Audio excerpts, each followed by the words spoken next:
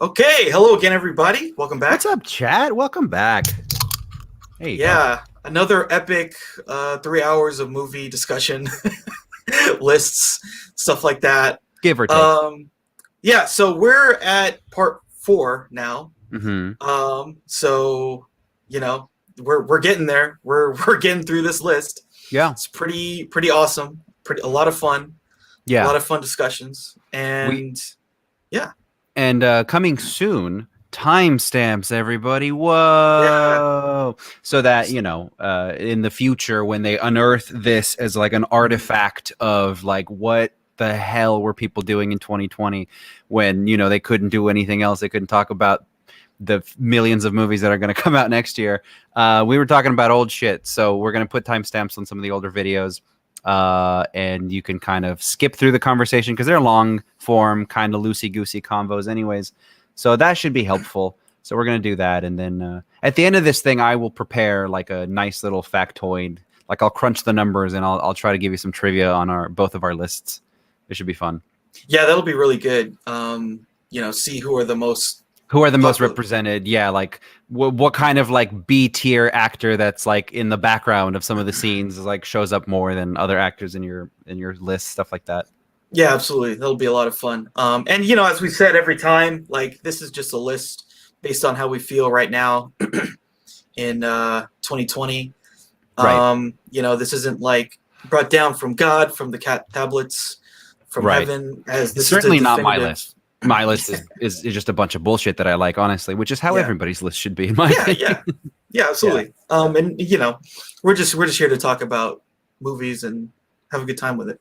Yeah, and maybe and discover things. I'm always discovering stuff off of his list. He's discovering stuff off of my list. It's fun times.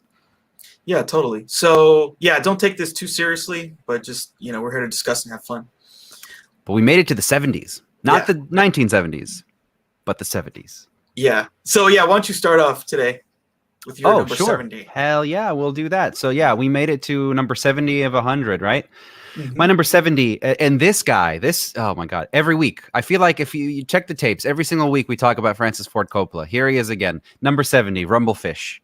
I love this movie. I adore this movie. It's a relatively recent addition. Like it's not something that if you would have asked me to make this list 2 years ago, I would have put on here. Mm-hmm. But the more that I see it, because I went through like another Coppola phase recently. We talked about that, where I went through from like as far back in the beginning as I was willing to go and go through all of his movies. And Rumblefish just sticks out to me as like it's just the coolest movie he's ever made. And what I mean by that is not like because we can't. There's the unfuckwithables and the untouchable Godfathers and Apocalypse Nows and stuff like that. Rumblefish is just the coolest fucking movie. It came out in 1983 or 4. 1983, and it was made back to back with The Outsiders. And so the way this works is The Outsiders was the paycheck. I'm not really into this movie. But he did it kind of like, I did it because some kids in Fresno wrote me a letter, yada, yada, S.E. Hinton. We, hit it off. And so I made The Outsiders. Also happened to launch every single one of those actors' careers just because it's just like a Coppola thing, I guess, You just touch a thing, you're like, meh. And then everybody else, Tom Cruise is in your fucking movie, right? Yeah, that's his skill. That's his real skill is like the casting is so on point. Unbelievable. Those people just blow up. And he basically never misses with casting. Usually no. Yeah, the casting is superb. But basically while he was doing that, he was doing the thing where like when you go through filmographies of big time directors, he's doing the thing where like while I was working on the thing that about, what I was really thinking about is the next movie that you probably haven't heard about. So Rumblefish is that movie, and basically they were wrapping production for The Outsiders. He talked to the DP, he talked to some of the producers, the casting director, and they were like, I want to make another one. It's another S.E. Hinton book, and they were like, S.E. Hinton's hot. I mean, clearly we're just making The Outsiders, so whatever. And then he workshopped the script with Hinton, and they figured it out, and literally, they just added essentially a couple weeks to the end of the production schedule for The Outsiders to make this movie. But they could not be any more different movies. The way I would describe this movie, the way he describes this movie is it's an art film for teenagers. So what this literally is Coppola going, I really like Fellini, and I really like some of these old ass, some of these other movies. I like German Expressionism. I like Caligari. I like some of these things, and I'm just gonna I'm gonna take this book that is essentially just about teenage gangs again, because that's just like an S.E. Hinton thing, but it's 100% like old kind of filming techniques they were using. Old and new. I mean, they were using like what is it? Koyaanisqatsi. That movie came out through. Oh yeah. Uh-huh. It came out through Zoetrope, so he was like, I like time lapse photography. I'm going to do that. So he was like putting all these things together to basically make the movie's basically like a moving painting, is how I describe it. It's a black and white film. It's got the cast is just unfuckwithable. It is Matt Dillon from The Outsiders. He just pulled him over. He pulled Diane Lane over. Except this time Diane Lane was 18, so they were able to do R-rated stuff. I'm not talking about like nudity or whatever, but just like R-rated situations, dialogues, drinking, things like that. Nicolas Cage, he pulled him into this. Is the first time they worked together. Like the opening scene of this movie is like Lawrence Fishburne walks into a bar, and then like fucking Matt Dillon, Nicolas Cage, Sean Penn's brother, what's his name?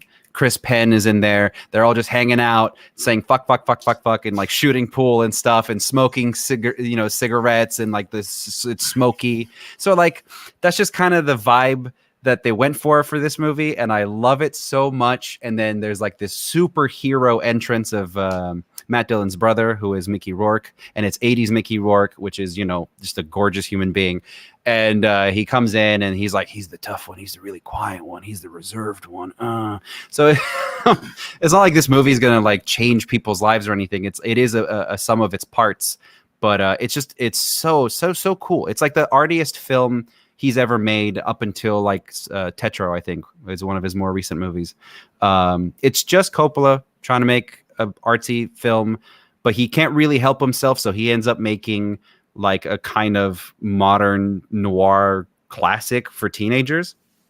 And what I like about it is that it does go all the way with the R rating. Like it is for teenagers, but not like the way that you read the books that are for teenagers, where like they're really young adult and you can find them in your middle school library, and they'll have like a couple bad words in there. This is just straight up like you get the booze, you get the tits, you get the fights, you get everything. So I talked a lot about Rumblefish, but I really think like visually it is one of the coolest fucking movies I've ever seen. Cool. Yeah, I really like. I haven't explored like a lot of his stuff that's not, I guess, the big five films. Sure. The fifth one being Bram Stoker's Dracula. So I kind of need to do that. But I really liked when he like kind of went off the beaten path and like tried to do stuff that was more artistic, and because like he's a brilliant mind of film. Yeah, and, well, that's exactly it. He thinks in. There's a couple directors that do this. They think in film terms, like they think in film language. They're not necessarily like story stuff. Yes, but they're always like, this is a movie, and then they're able to do that. Yeah, and like how to like really push the medium visually to do visual storytelling. Yeah. There's he does the thing in this movie where, of course, Spielberg would become very, very popular for it. But the titular Rumblefish are like blue and red fish. And there's a really cool scene where they use a really, really like a lot of trickery at the time to make the fish. The fish are in color. Everything else is in black and white. And you see them moving around and stuff like while the brothers are looking at the fish. And it's like this whole, really kind of high school level like literary thing is happening with the fish, but like it's just so fun that he just decided to do this on a whim. And if you haven't seen Rumblefish, I think you'll be blown away. The first 20 minutes of this movie will be like, where has this been all my life? Like it's just the coolest fucking thing you've ever seen. Yeah Very cool. Cool. All right, so Rumblefish, number 70. All right, so my number 70 is Blade Runner 2049. Oh, okay. We're bringing out the big guns, yeah. Yeah, so this film is very interesting because, like, if you told me like 5 years ago, there's going to be a sequel to Blade Runner, I'd be like, ooh, I'd have been like... I don't know what you're talking about. I've always been like, where is the sequel to Blade Runner? Where is it? Because the closest thing that's ever happened to another thing within this universe is this movie called Soldier. It's like I forget who the director was. He's the guy who does all the video game movies with his wife. No, Paul Anderson? I believe so. Sorry, yeah. not that Paul Anderson, but yes. The bad one. Well, not the bad. The one who does the commercial kind of video game movies. And that one was like Kurt Russell is like a soldier. Mm-hmm. And like there's all these weird references where it's like, oh yeah, he fought in this battle. Yeah, he fought in this battle that's referenced in Blade Runner and it's in the same universe, but and that movie it's okay. It's a Paul Anderson movie from the 90s. Yeah. But Blade Runner's like the pinnacle. Like there's very few other sci-fi movies that really are on that level, and so making a sequel, that's a lot. That's a lot to live up to. And this film pretty much gets as close to living up to it as you could ever hope to imagine. Mm-hmm. It's so beautiful. It's so well directed. The cinematography is incredible. What they do with the special effects and the visual effects is so seamless and amazing. And it all feels within the same universe. It feels like they're building up more of it. It's just an incredible film. And, again, this is Denis Villeneuve, who's one of the great directors of, the last 15 years. Definitely. He's absolutely, and he worked again with Roger Deakins here. They did Prisoners together. Mm-hmm. Mm-hmm. In this film, the cinematography is like, it is some of the best shit you'll ever see. I feel like they knew, I mean, obviously they knew what they had on their hands with Blade Runner. Like they knew, because when you think like Blade Runner is just one of those things where like the visual iconography is immediate, like it's instant in your head. You instantly see, the neon lights and the, people with umbrellas and shit. Like you instantly see pyramids, the pyramids, the big video screens, like the kind of industrial smoke floating up and stuff. So like obviously they knew that what they had. So like I feel like choosing Roger Deakins and just saying, let's art this movie up, and yeah. I mean there's so many scenes that are just insane. Like when they go to and by the way, so I think another thing that needs to be talked about is like how Ryan Gosling is just like sort of used himself as a vehicle to create amazing art. Like he finds these directors and he's never gonna do a film that's just like really for whatever. It's like there's always got to be a great director or something behind it. Like he did a couple films with Nicholas Winding Refn that are both very interesting, Drive and Only God Forgives. Only God Forgives. Love that movie. Yeah. He's done stuff with Damien Chazelle. Like this film though is he's incredible in it. And I mean, can I say something controversial? Yeah, it's the only movie I like that he's in. Yeah, I really like the only movie where I like him in it.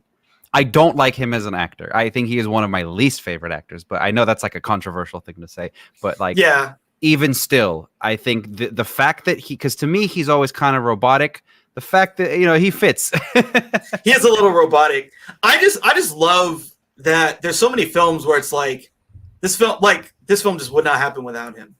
Yeah, correct. It's just there's just so many films where, and so on that level, I just appreciate him more. You have to, no, you're right. You're right. So it's just like, dude, thank you for using the level of celebrity and power you have and your status. I don't understand why he's so popular, but I'm glad he is. I think it's really like this. A lot of it has to do with. I mean, first off, he's been a thing for a long time. Yeah. Oh yeah. Like basically his entire life. Like he's been on Nickelodeon and Disney and all this other stuff. Yeah. And then he did that romantic comedy that was really, really big. But that was the Nicholas Sparks ago. Yeah. The Notebook. It's crazy to me that he has the longevity that he has. It's remarkable. It's like because you read articles about like, oh, the movie star's dead. Nobody really gives a shit. Like we have a few, and I think Ryan Gosling is definitely one of them.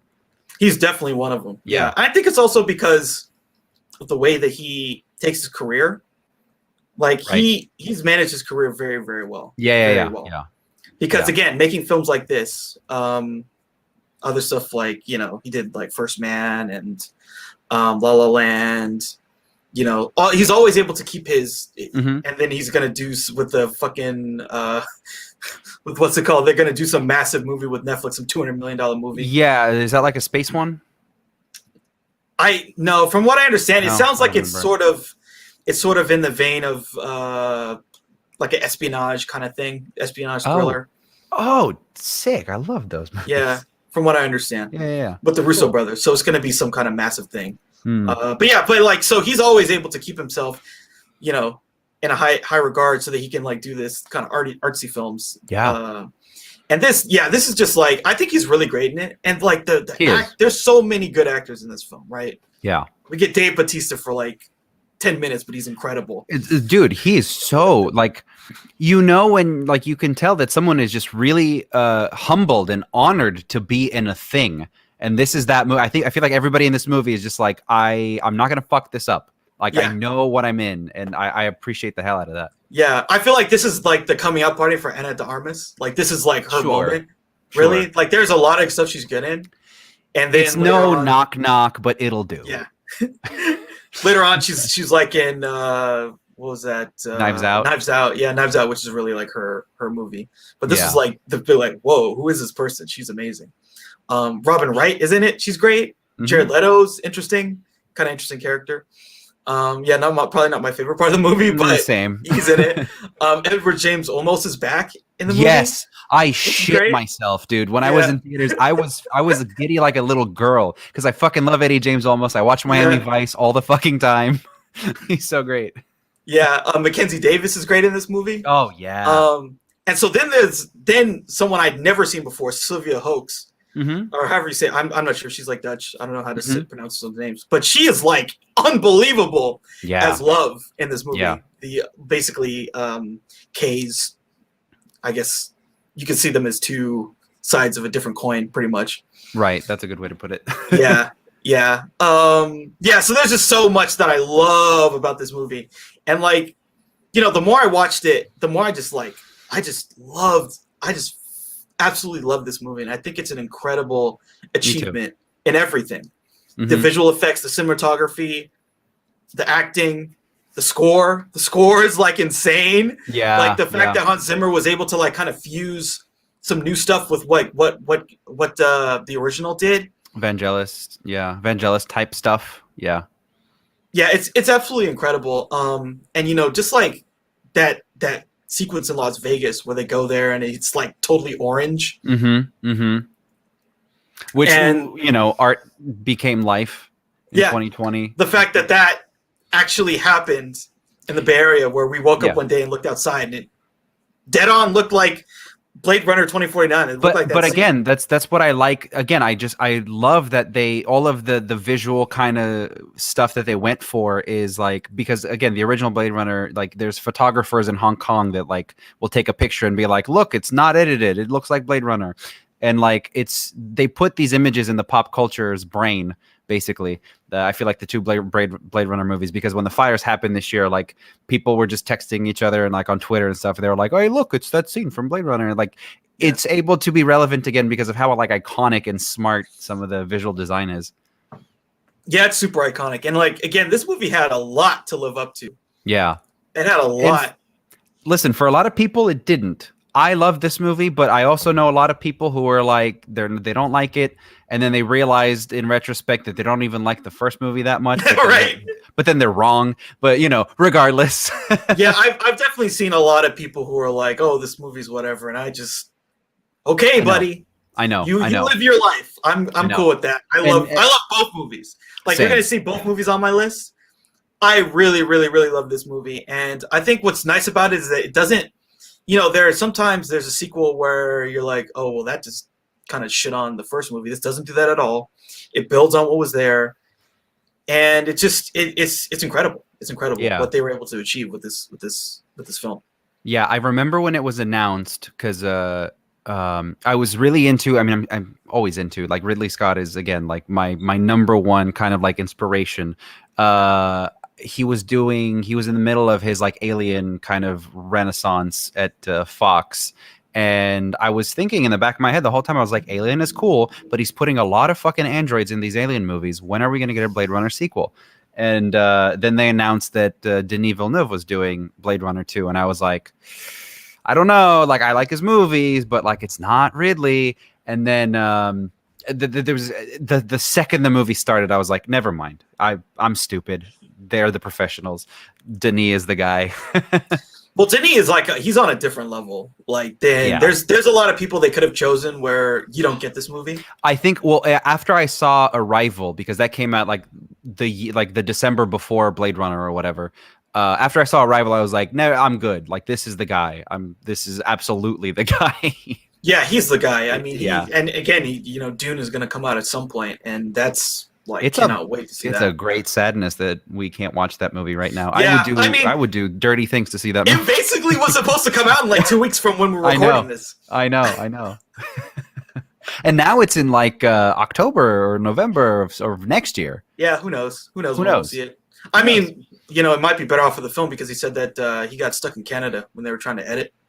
Oh, and so okay. he was like behind schedule. I mean, he was going to be able to finish it by now, but he was like, he got stuck in Canada when COVID happened. And so then he couldn't actually edit the film on time.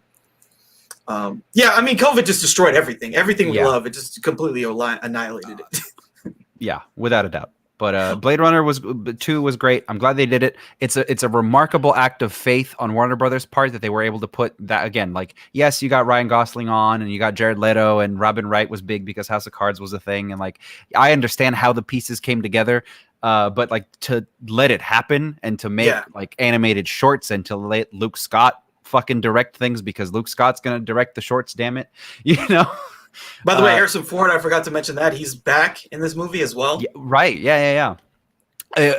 On a string of Harrison Ford Renaissance projects. So yeah, it was really cool. Yeah, and it's just such a beautiful movie. I mean, it's just it doesn't. Yeah. Even if you don't know Blade Runner, if you are down to just be kind of like in a zen place and just like think about stuff, this is one of those great movies to do it. And I feel like even if you don't like the story, you don't like the other things, to me the cinematography of this is definitively some of the greatest ever. Yeah. It is unquestionable. Like that shot of Kay walking, and it's a silhouette of him in the orange like Vegas mist or whatever. Like that is one of the most iconic shots in the history of film. Yeah, already. Absolutely. Like you see that shot, the movie, the feel. It just tells you everything about the world. Yeah. In that one shot. Yeah. And it's instantly also it's also instantly recognizable as a Blade Runner thing. Like it's not, like you said, it's not its own. It doesn't do its own thing. It doesn't mess with it. It doesn't dump on it.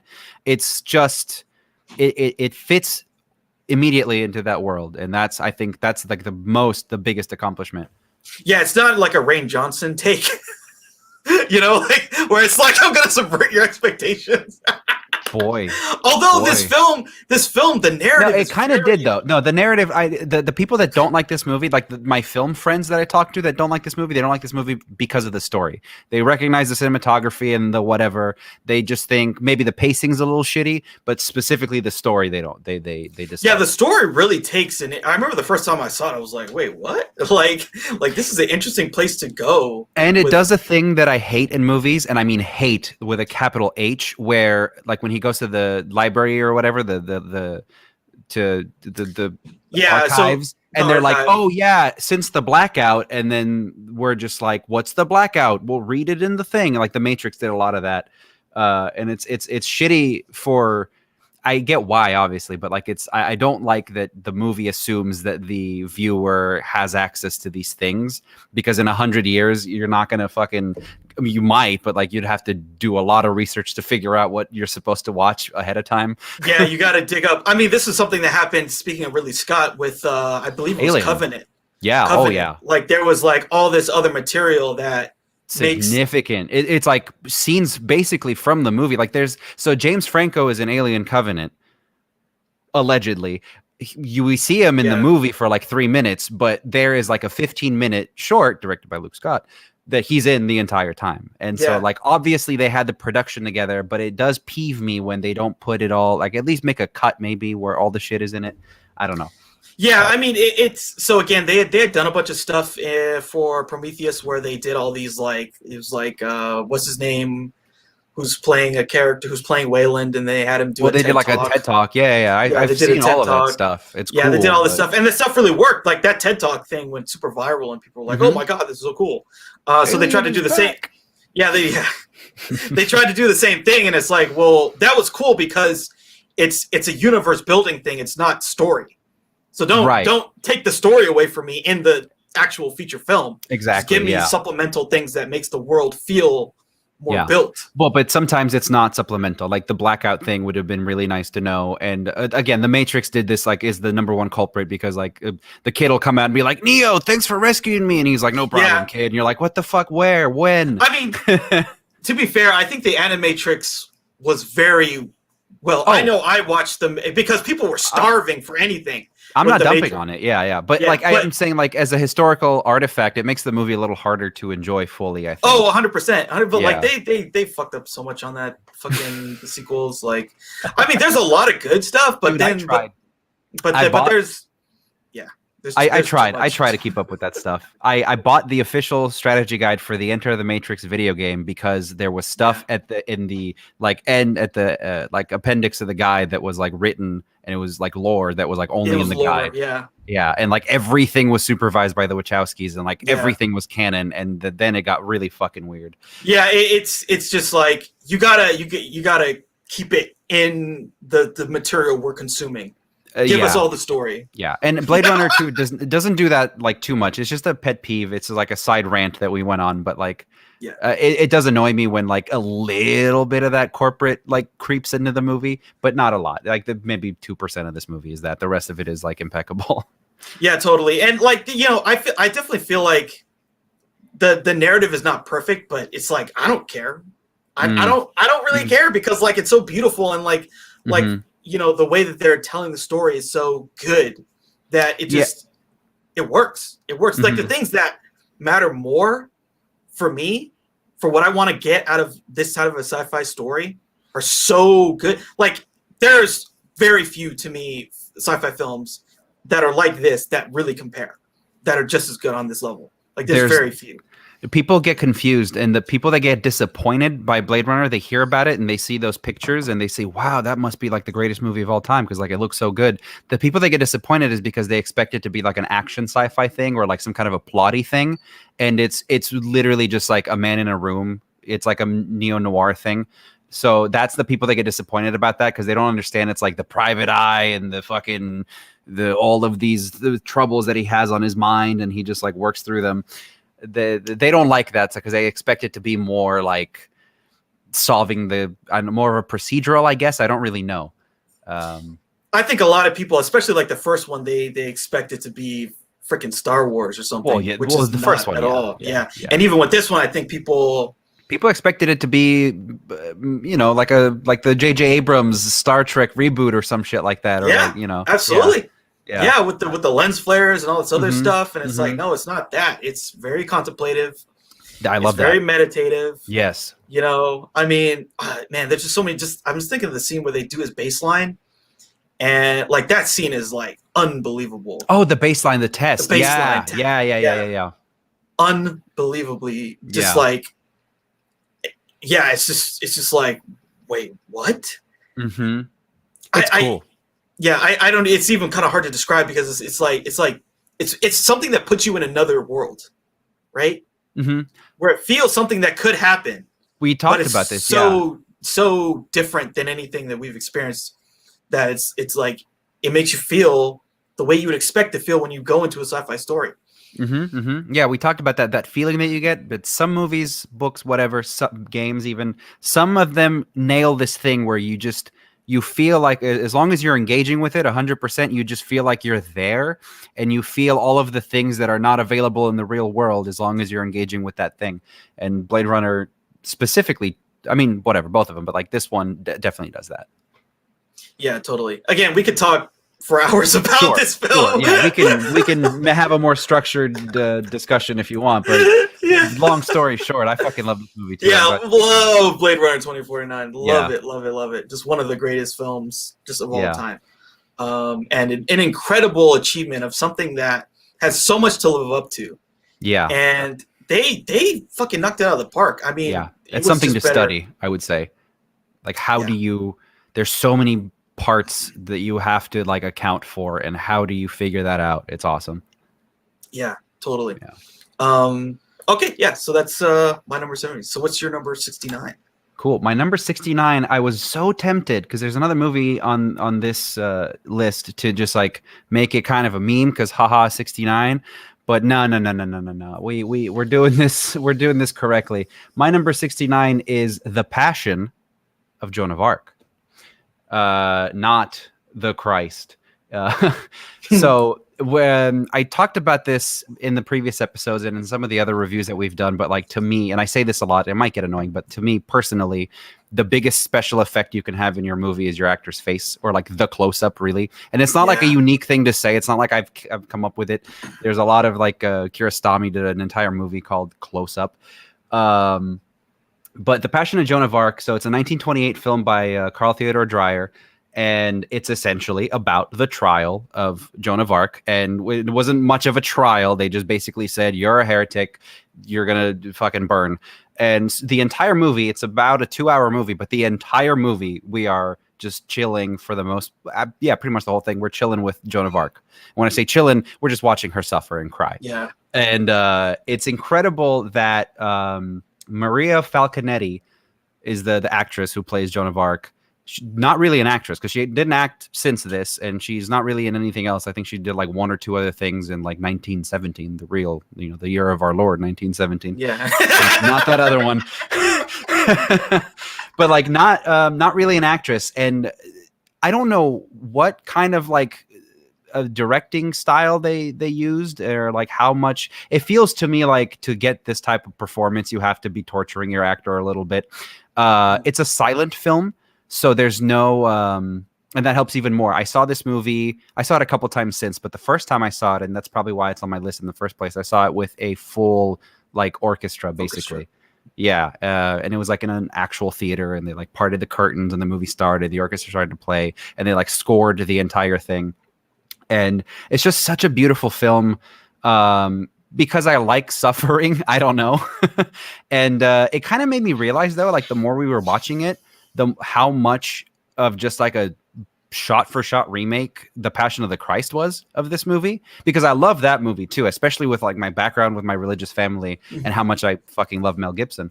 But this just made me realize like this is the original, and just how much more kind of haunting it is, because there's a little more kind of like flashbacky stuff in the Passion of the Christ. This movie has that too, but for the most part, we're just pretty much hanging out with Joan of Arc, and there's all of these like philosophical and religious type of questions, like when the priests are there and they're asking her like, why did you do this and that, and her answers are always like just kind of human answers, and they're always like, no, you're a heretic because this, and it says this here, and stuff like that. And ultimately, obviously, it ends with her being burned at the stake. And it's just, I don't know, it's like one of those, it's a purely cinematic thing, I think. And that's why I like it so much, because I don't know how you would do this in like, certainly you could do this in a play, but to see this and to have this, I love that we have this as a movie, as a film. We can watch it again and again, and we can watch this performance from almost 100 years ago that is so good. This performance is incredible. I feel like not enough people talk about this movie, and they should.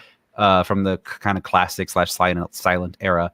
It's a really, really fucking cool movie. It's a depressing movie, obviously. It's not gory or anything. It's just like mentally damaging. So it just makes you feel like, why are people such pieces of shit? I don't know.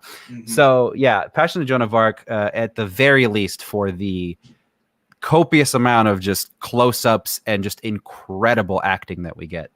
Yeah, this film's revolutionary. I feel like this film really, like, there were films that use close-ups, but not like this. Where not you like actually this, feel the emotion of the person. Like before, it'd be like you kind of like get in a little bit close, and you see their face, and they're like, blah, blah, blah, blah. Or it would be part of a scene, part of the structure of a scene, of like a gag. You show this, and then you show a reaction, but not like the entire like internal kind of.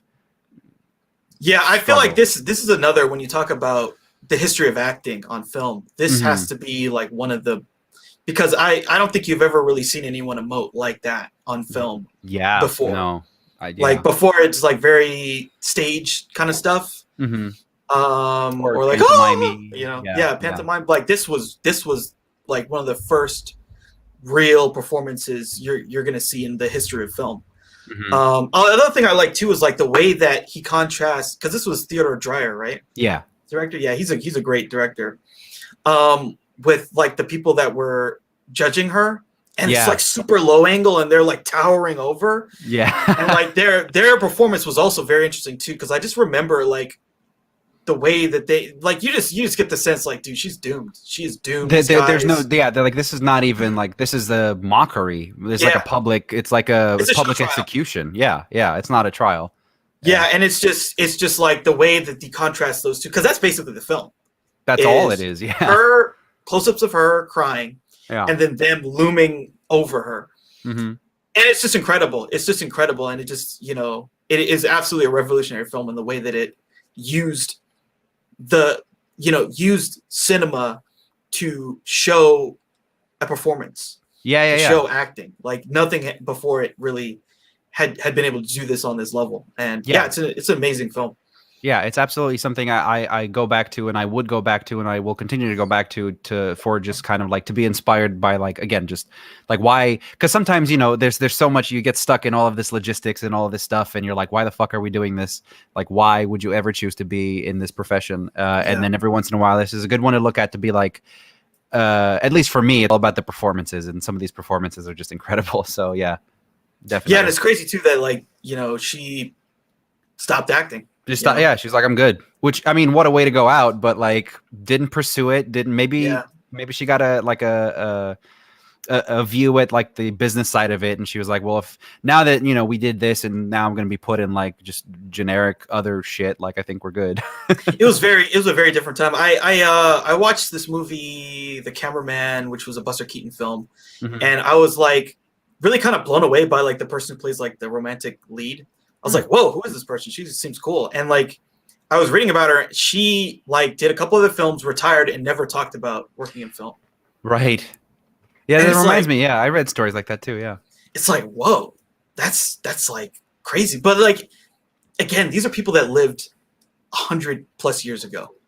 Like, it is a totally different universe than the one that we live in. Like, for them, this was just like a thing they did, and maybe they didn't even really kind of feel very good about it, or maybe they did or didn't, but they felt like they needed to become a mother, or they needed to become a nurse, or whatever, and that was their real calling in life, was doing that. And like, this was just this thing you did when you were in your 20s or 30s. Right. You know, they probably just had no idea that they were going to become basically a cultural artifact of their time. Yeah, and how cool it would be. So someone should make a movie where, you know, people like this get to see 100 years down the road how like revered some of this work that they think is forgotten, you know, is it should be like a Bill and Ted version of that. Yeah. We'll like, get in a time machine and grab all these people and all these actors that no one's ever heard of. And okay, here's a pitch for you: Bill and Ted's Home Movie.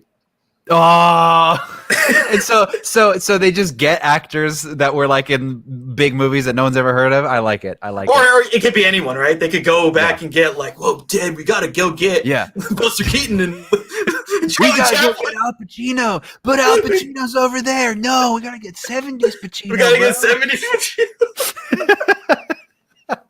Dude, what if they have them do a scene together?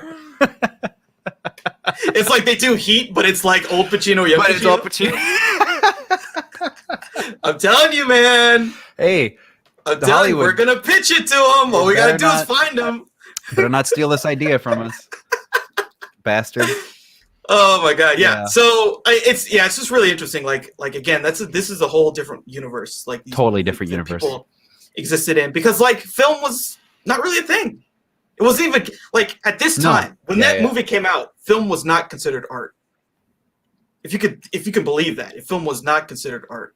Not really. Like, I mean, I can believe it because I know it's true, but like, how do you see something like this and you're like, that's bad? It's just people fucking doing faces in front of the camera, I guess. I don't know. Yeah, they just, you know, and people didn't understand the power of it yet. Yeah. So there's something to be said though. Like when you project that's what I like about it. When you put a face, just a face on like 100-foot screen, like there's very little things more powerful than that. Yeah. Absolutely. Yeah, absolutely. It just so magnifies the human emotional landscape. I think that again, this is probably the first movie to do that in the popular kind of consciousness, but like they hadn't figured that out yet, I guess, because going forward, we kind of figured out how movies like what did we say? Like by the 1940s, kind of we figured out cinema. Everything is just iterating. I feel like the year was 1927. At that year, 27. They had figured out everything. They figured out everything in that's terms basically of the silent film. Yeah, that's basically this. This is a late silent era, 1928. So like, let's just cap it there. Yeah, pretty much. And at that point, we were just sort of iterating on it. Yeah, crazy, but good shit. Yeah, number 69. Yeah. Passion of Joan of Arc. Cool. Yeah. So my number 69 is Touch of Evil, the Orson Welles film. Did you know that they do this crazy like tracking shot that like starts with the crane and then it goes? It's like every film student's fucking like what dream? Movie. Yeah. Well, no, but like they get annoyed by it. Like, yes, we know A Touch of Evil is amazing. What about the rest of the movie? Why don't you tell us? Yeah. No one talks about any of the other stuff. So the famous juggler, Orson Welles. Yeah, that guy. as he's been called by David Fincher recently. A showman and a juggler who also kind of directed the movie. A showman and a juggler that like totally fucking reshaped it. Yeah. Can't wait until we talk about Mank and then we can discuss that whole thing. The whole lead up to it, Yeah. So Orson Welles, a very, very interesting character. As an actor, as a director, as everything. So he acts and directs in this. He's kind of fat, but who cares? Yeah. Kind of fits the character. He's this corrupt cop. Mm-hmm. So I mean, we got to talk about that opening shot. It's amazing. It's totally beautiful. And especially when you make it, it's not like today where you can do it on an iPhone and shoot it in 4K and you can do anything with the phone, with the camera. This is a big ass, giant camera. Yeah. Do you think Hitchcock saw the beginning of that movie and he was just like, fuck? Because it's a Hitchcock thing. You see the bomb go in the car, and then my god! Like it's totally a Hitchcock thing, and like it's like I made Rope, but this is just Yeah. What year did this movie come out? It was like 50 something, 56? 58. So in 58, he was. When did I forget? When did Vertigo come out? It was like the late 50s, right? It was about that time. Yeah, it was about it might have been the same year. Yeah. So.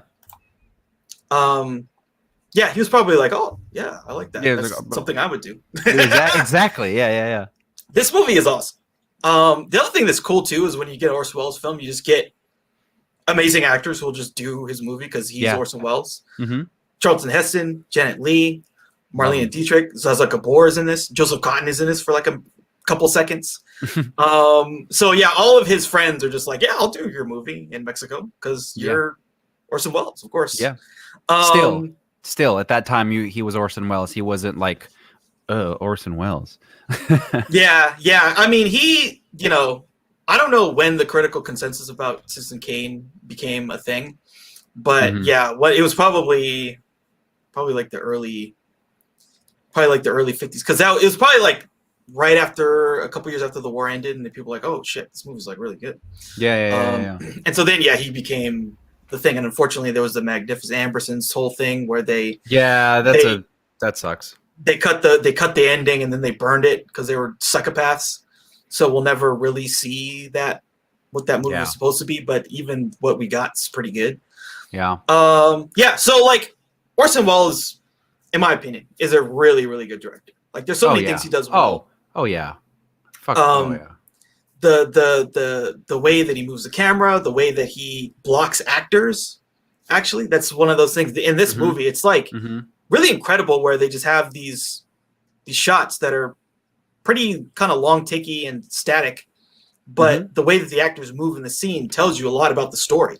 Yeah, without having to do anything, and it's like It's one of the things that it's one of those like internal editing things that like Spielberg was just like became the fucking guy where he would put the camera somewhere, have the people move around, and just like kind of move it over here and then do an entire scene that way, without ever like cutting. Kind of like Spielberg is really famous for doing those internal editing scenes.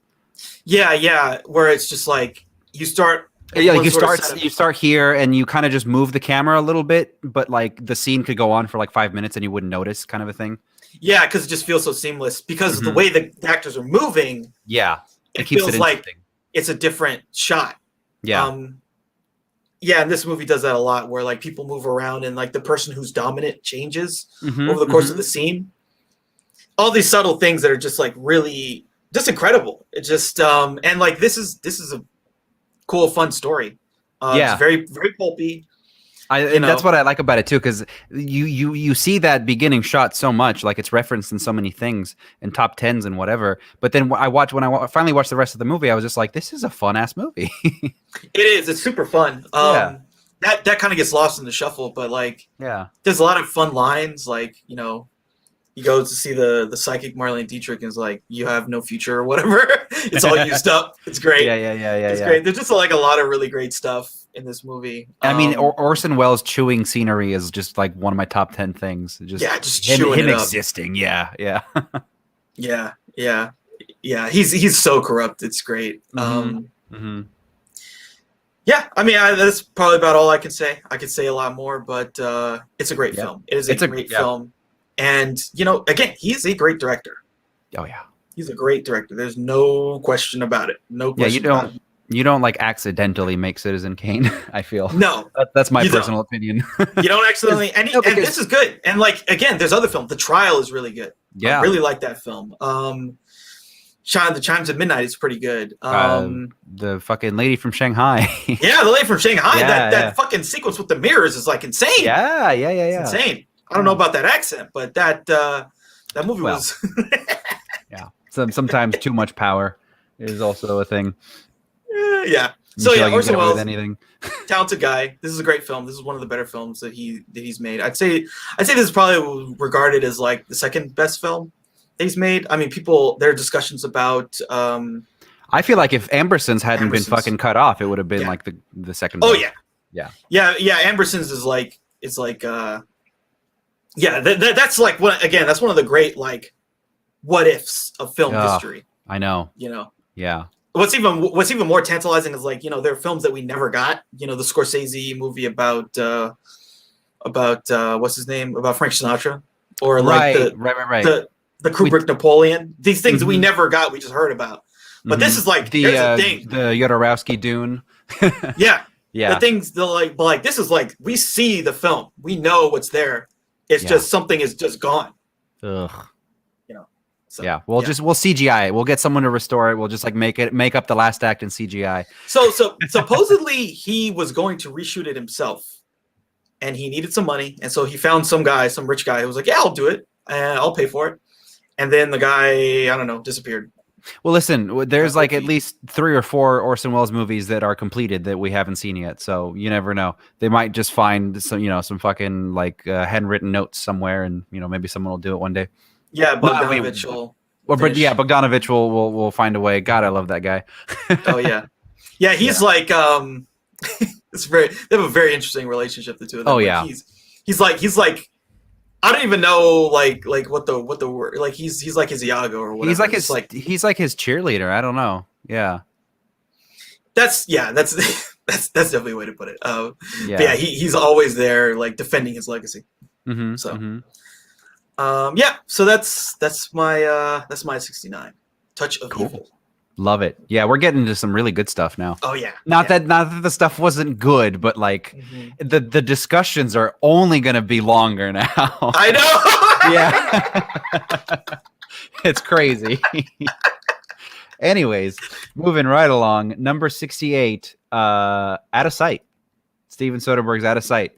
Because as much as I love, big experimental and art films and things like that, what I love more is a 90s like shit fest of a not shit fest, but like a 90s kind of interpretation of like all of these cool kind of like noir mood movies. And this movie is just so fucking like, it's so designed by committee on paper that it could have been one of the biggest disasters like ever made. Like we'll take the two most like scientifically proven attractive people on the planet, put them in a movie together, and well, it's a plot about, I don't know, he's a thief or some shit, and they're going in and out of jail and whatever. We'll make like a convoluted plot about a thing. We'll get like Don Cheadle in there. We'll put whatever. Yeah. And what came out of it is actually a really like well done like thriller movie. Yeah. It's Steven Soderbergh's coming out party after a decade of just like wallowing in obscurity, because he makes Sex, Lies, and Videotape, and he's instantly just like, everyone puts way too much worth on him. And he said this himself. He's just like instantly overvalued, basically. And so they expect that whatever he makes after that is going to be, they kind of treat him as this like savant or whatever for having made that first movie. And so the projects that he chooses are very like Soderbergh he's just fucking nonstop, just trying to do different things. But Out of Sight was like his kind of like, I'm kind of frustrated with just doing these like tiny movies that nobody sees for my own personal edification. I want to make something that I like and also a lot of other people like. So the relationship with kind of George Clooney starts here. But this movie is just like, it's so what's the word? Cool, I guess. What's another word? Stylish. Yeah, stylistic. Stylistic. Yeah, it's very, again, it's very kind of film noir by way of the 90s. So like, people are talking as fast as they did in film noir, and they're being witty and shit like that, but it's like 90s witty, so it's dumb. And dumb certainly by comparison. And it's just a really cool movie. It's just George Clooney is a fucking degenerate thief, and he escapes from prison, and Jennifer Lopez is this hot cop who goes to arrest him or catches him breaking out of prison, but they fall in love, but they can't be in love because he's a felon and she's a FBI or not, she's a detective or whatever the fuck it is. It doesn't matter. This movie it's for hot. You watch it for the hot people and the cool cinematography and the cool like diamond theft kind of a plot that it has going on, because they spend this incredible night together, and then there's like she's always like chasing after him because he's plotting the next theft, and she's trying to stop him, but she doesn't really want to stop him. She just like wants him to change, right? She just wants him to not be a piece of shit, but he can't not be a piece of shit because this is a film noir thing.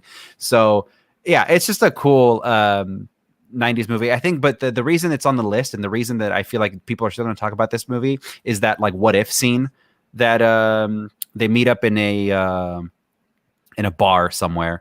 And it's got like it's set against this like cityscape, basically this like nighttime kind of cityscape behind them, and it's just shot in like the most, again, just like the coolest way. It's like a smoky kind of a bar thing. It's very color, like it's very either blue or orange because Soderbergh. And they talk about in like what ifs in like third person. They're like, what if we could be together, kind of a thing. It's just like it's nothing new, but it's like in the 90s kind of style, and it's a very cool movie. I mean, I love Out of Sight. So yeah, this is kind of like, and we talked about this last week when we talked about The Game, kind of these high concept 90s thrillers that are sort of a bygone era. That stuff is unfortunately over. I would love, where you get these big name actors and sort of an interesting concept or something that's inherently sort of cinematic, and boom, you got a movie. Pretty much, yeah. And the only thing that, because in the 90s they were making so many of these, and so many of them were forgotten because of how kind of lame and by the numbers they were. This one stands out because they had Soderbergh, basically, and he was able to employ his creative kind of. He does a lot of stuff with like creative with blocking as well. I think he's like not talked about as much for that, and some interesting camera angles, and he's able to kind of rein in his actors and get good performances out of them. So yeah, cool. Out of Sight, cool, really, really fucking cool movie. A little bit of a bygone era, I guess, if you would say, because certainly I would love to see a movie like this. Like if again, you just take whatever two hot people that are hot now. I want to see more of these types of movies, but we're not getting them. So this is pretty much like the last big one that we got that wasn't like Ocean's 11 or like a big ensemble thing. Yeah. Yeah. It's now the Netflix machine. It's the Netflix machine, but none of those movies are cool enough. Like none of those movies have like a distinct style, or they have something that they're paying homage to. They're usually just designed like they're just generic. It's the conveyor belt. Conveyor belt. Yeah. Which is unfortunate. Yeah. Cool. Out of sight. Okay, so my number 68 is another Charlie Kaufman movie, directed by Spike Jonze, Adaptation. So this, the stories about how these movies get made. So last week we talked about being John Malkovich and like how that thing got made. This is another crazy story. So like, this person, Susan Orlean, she writes this.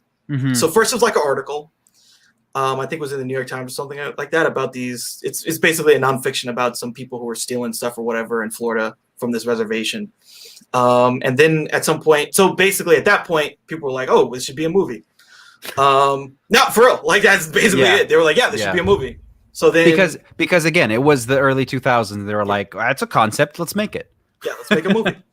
So then she writes a book, and so then the rights get kind of moved around, and then at some point, Charlie Kaufman gets the assignment to write this story based on this concept. And then he gets writer's block. And he has no idea how to actually translate this into a film. So what does he do? He writes a story about himself trying to make this story. Yeah. And so then he creates this character that's his twin brother. And then what's crazy is like, and then people make this movie. Yeah. And I mean, obviously they don't make this movie if Being John Malkovich doesn't already exist. But like, holy shit. And the other thing too is like, again, Nicolas Cage is like, yeah, I'm in. Like the fact of the matter is like, there's a bunch of people. This has an amazing cast, right? Oh, yeah. Nicolas Cage, Tilda Swinton, Meryl Streep, Chris Cooper, Doug Jones, all these people. They're like, yeah, we're in. And it's like, okay, if they're in, then we're gonna make it.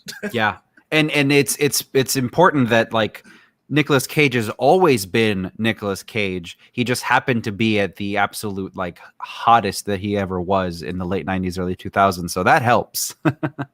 Yeah, this is an absolutely like. There's so many levels of like how this film is awesome. Again, one of my favorites is like, so he goes to see Robert McKee, who's this screenwriting. He wrote this really, basically almost like biblical screenwriting book. And so the character goes to see him, and then he goes on this rant like, don't ever fucking use voiceover. God help you if you ever use voiceover. And then the rest of the movie, there's no voiceover. No, yeah. It's just so funny. There's so many things about, and this is another one. I forget what we were talking about. I think it was. What was that film we were talking about? Sunset Boulevard, where it's like it's the inside baseball stuff, but it makes it relatable. Yeah, like this somehow, like because it's about this guy's struggle, right? He's just struggling, and we've all had a struggle, but this is like a uniquely like a writer thing, a writer's thing, creative thing. Yeah, and again, he's so smart with able to like the way that he makes these turns in the film, because the film takes a turn in like I don't know if it's like the second half or like maybe towards the end of I feel like the third act of this movie is just a different movie, which is obviously he makes it that way. Yeah. So the third act of the movie is written by his brother. Yeah. Which is why it's totally different, and it's like an action movie or whatever. Yeah. But you're like on this wild ride. It's like, what the hell is going on? Yeah. No, it's the most like, what is it? I forget the term. There's like a literary term for it, but it's like the most postmodern thing you could ever fucking make. And that's what I love about it. 'Cause like I was struggling, this is for sure probably my favorite Charlie Kaufman like script, but because I like inside baseball stuff so much personally, I don't care what it is. I love movies about like trades or like about things that I don't know, but I like to see kind of how the sausage is made. And 'cause those movies they make it fun, because you know, a lot of times just the day-to-day of stuff is really boring, so the movies try to make it more interesting. This movie, I've never, and I still haven't to this day, like, I've never seen a movie as like bizarre, like as just out there in terms of like I don't know, like the meta, the self-referential stuff, the fucking, he ends up, it's like revealed that he's one of the writers on Being John Malkovich because it literally is him.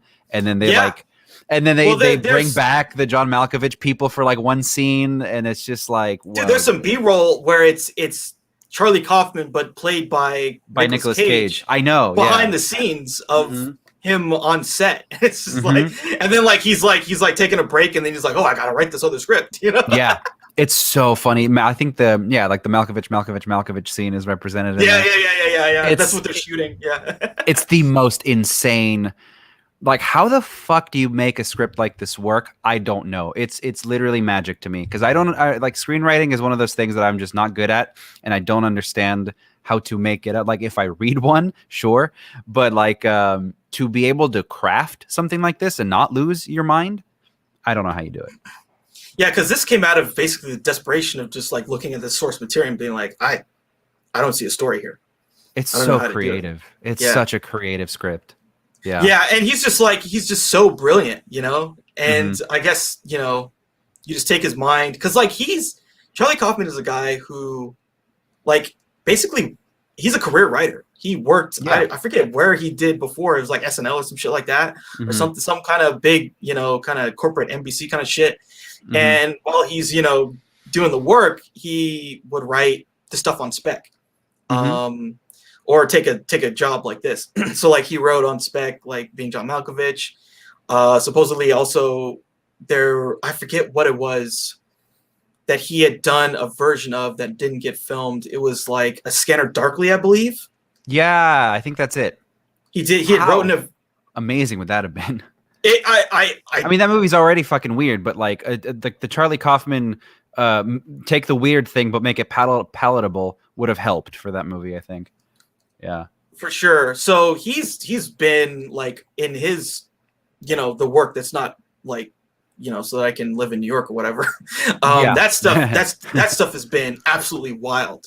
And it's just really interesting to see, like, you know, basically he pounded his head on a desk for months or maybe even like a year, and then he spit this out.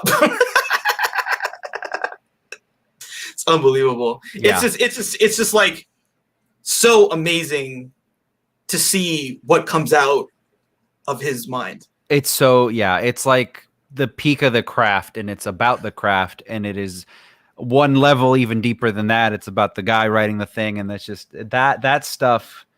I'm so amazed by it, and I'm so impressed by it. Maybe it's not that impressive, but like, to me, I just think it's the most, it's just like the self-referential stuff is the hardest stuff to pull off, in my opinion. Because you could just make it so gaudy and like stupid, and like, I get it. Like, I watched the movie, like a old Clint Eastwood movie where it's like one of the comedies with the fucking orangutan, and he walks into this small like town in like fucking Wyoming or whatever, and then he walks down an alleyway, and like this other guy comes out with like a 6-shooter, and then they do the cue from The Good, the Bad, and the Ugly, and I hated that so much. Like, it pisses me off so much. Like, that's how you do bad self-referential. Like, that doesn't belong in your shitty movie with an orangutan. But this is just so creative. I love this movie. Yeah, it's incredible. It's really incredible. Like, when you unleash his mind, what comes out, you know. And so this was something like, for a while, he was basically like in the I'm thinking of ending things. You know what I'm saying? He was like, I can't do this. I can't. There's no way that I can do this. There's no way I can make a good movie out of this source material. Right. And he somehow still made this unbelievable movie. Like, yeah, it's the if you pair this and Being John Malkovich with this movie, it's like the most original, like so original stuff that you could find. Like, it's incredible. I think Adaptation, I like it better. I think it is a better film than Being John Malkovich, but goddamn, like, it's so smart. I just love all of them. You know, I mean, they're definitely like, again, we're going to see another one on my list that he wrote. But yeah, I just like, there's never going to be a person in film like him. Ever. No way. Right? Like never. It's so unique. It's unique in its structure and in its creativity and in its bizarreness, but every single one of them has like an undertone of depression, and I love that. Right, and this is like him being depressed trying to write this exactly. Yeah, every single one has, it's ultimately about like, I'm really, really sad, so whatever, let's just go on this crazy insane journey. yeah it's cool. So that's Adaptation. That's what were we at, 68 I guess. My 68 Adaptation. God, what a good movie. I was saving that one for later, but there's another Charlie Kaufman movie that might actually end up taking it. Anyways, number 67 then, yeah? Yep. All right, my number 67, and I believe, I haven't looked at it, I'll do like a quick scan. This is the beginning of the many, many, many entries on my list, like a hilarious amount by Brian De Palma, because Brian De Palma is stylistically, I think, probably like the director that I would try to emulate, you know? Like whenever I try to make movies, shorts, whatever, whenever I'm writing something or thinking about an idea, I think of it in De Palma terms. Like everything I do, I try to be Brian De Palma. You like that split diopter? Yes, a lot. And Pinot de Noggio. He does it a lot. I really like it, and he does it very well. Well, what gave me a kick was after kind of going through my self-imposed De Palma school, I went back and I watched on a whim like Reservoir Dogs and like some other Tarantino movie, and he uses it a lot too. And I was like, oh, I get it. We're all fucking scholars from the same well, basically. Hateful Eight, he uses it a whole bunch. Hateful Eight, yeah. So, you know, I like that shit. I like the scores. But my favorite De Palma though is like when he's just doing like sleazy Hitchcock. Because that's basically what his thing is. Like people think of Brian De Palma, and for a good reason, they think of Scarface and Mission Impossible probably, and like a couple other things like in the pop culture. But like ultimately as a filmmaker, he is just a sleazy Hitchcock. Sisters, Carrie, like a lot of these movies are just sleazy Hitchcock. So my number 67 is a movie he made called Body Double.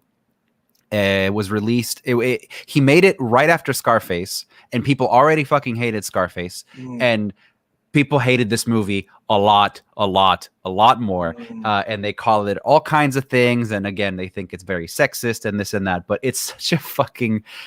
It's just a sleazy Hitchcock premise. It's basically like Rear Window ish. But so it's about a guy who comes to LA or Hollywood or whatever, and he's like living in his friend's loft. His friend's like, I'm out of town, you can live in my fucking penthouse in the Hollywood Hills, or not my penthouse, my like actual, you know, big house or whatever it is. And he sees through his window across the street or whatever this like gorgeous girl, and she's like naked all the time, and he's like, I'm gonna be obsessed with her for a while. And so he does, and then we get this like incredibly just very long, like he kind of does a Dress to Kill again, where it's like a 15-20 minute sequence on Rodeo Drive where he's tailing this woman, and there's no dialogue, and it is just smooth as fuck camera work. And it's like this intense kind of a thing. And then they have like they meet up on the beach, and they have this kiss, which is literally the kiss from Vertigo, and they're doing like they're spinning the thing, and it's like painted backgrounds. It's super lame. So that's like the first half of the movie, and it has absolutely nothing to do with the second half of the movie, because after he gets to kiss this woman, then he gets obsessed with this other woman who is a porn star named which is a phenomenal name, Holly Body. And then he gets involved in like the kind of like porn, like the porn kind of in underworld, but it's like a 1980s porn underworld. So it's like very flashy, very cocaine. This movie is like responsible for the Frankie Goes to Hollywood song, the Relax song that they use in Zoolander. It's just, like the basically the music video for that song is in this movie. And it's just about this guy trying to bang Holly Body at that point. And then there's like the plotty stuff. There's a killer on the loose and whatever. It's not important. The point is, Body Double is just like a really sleazy. It's a sleazy premise, right? Like he sees this porn star, and then he like tries to he just follows her to see what she's into, and of course she's involved in like criminal stuff, and so he ultimately tries to save her. But it is De Palma. It's the last movie that he made, as far as I can remember, where he's just doing Hitchcock. He does Hitchcock for like an hour of this movie, and like shamelessly so. And I love that. I love that so much because, again, like the split diopter stuff we were just talking about, that like everybody ripped off of his stuff, and he ripped it off of someone else, obviously. But for the most part, all of the three, it's just adult Hitchcock, but like not intelligent, just more, just a little more sleazy, and I love that stuff. I like to see, and I read a lot of interviews with De Palma, and I watched a lot of stuff about him, and he's just like, basically he's got like a couple of things. Like, I like Hitchcock, I like photographing women, and like he's just like, he's a very kind of a simple man. He's a simple man, and I'm also a simple man of a very, very base desires and pleasures. And this is a fun like thriller with a sleazy premise and like it's one of those whacked out crazy plots where there's a killer and whatever, they try to stop him. But I love excess. I think that's like clear. I like, and this is like a 80s movie. Again, it's his next movie after Scarface, and so it's an LA movie, and it's LA in the 80s, diamonds, cocaine, porn stars, all of it is in this movie.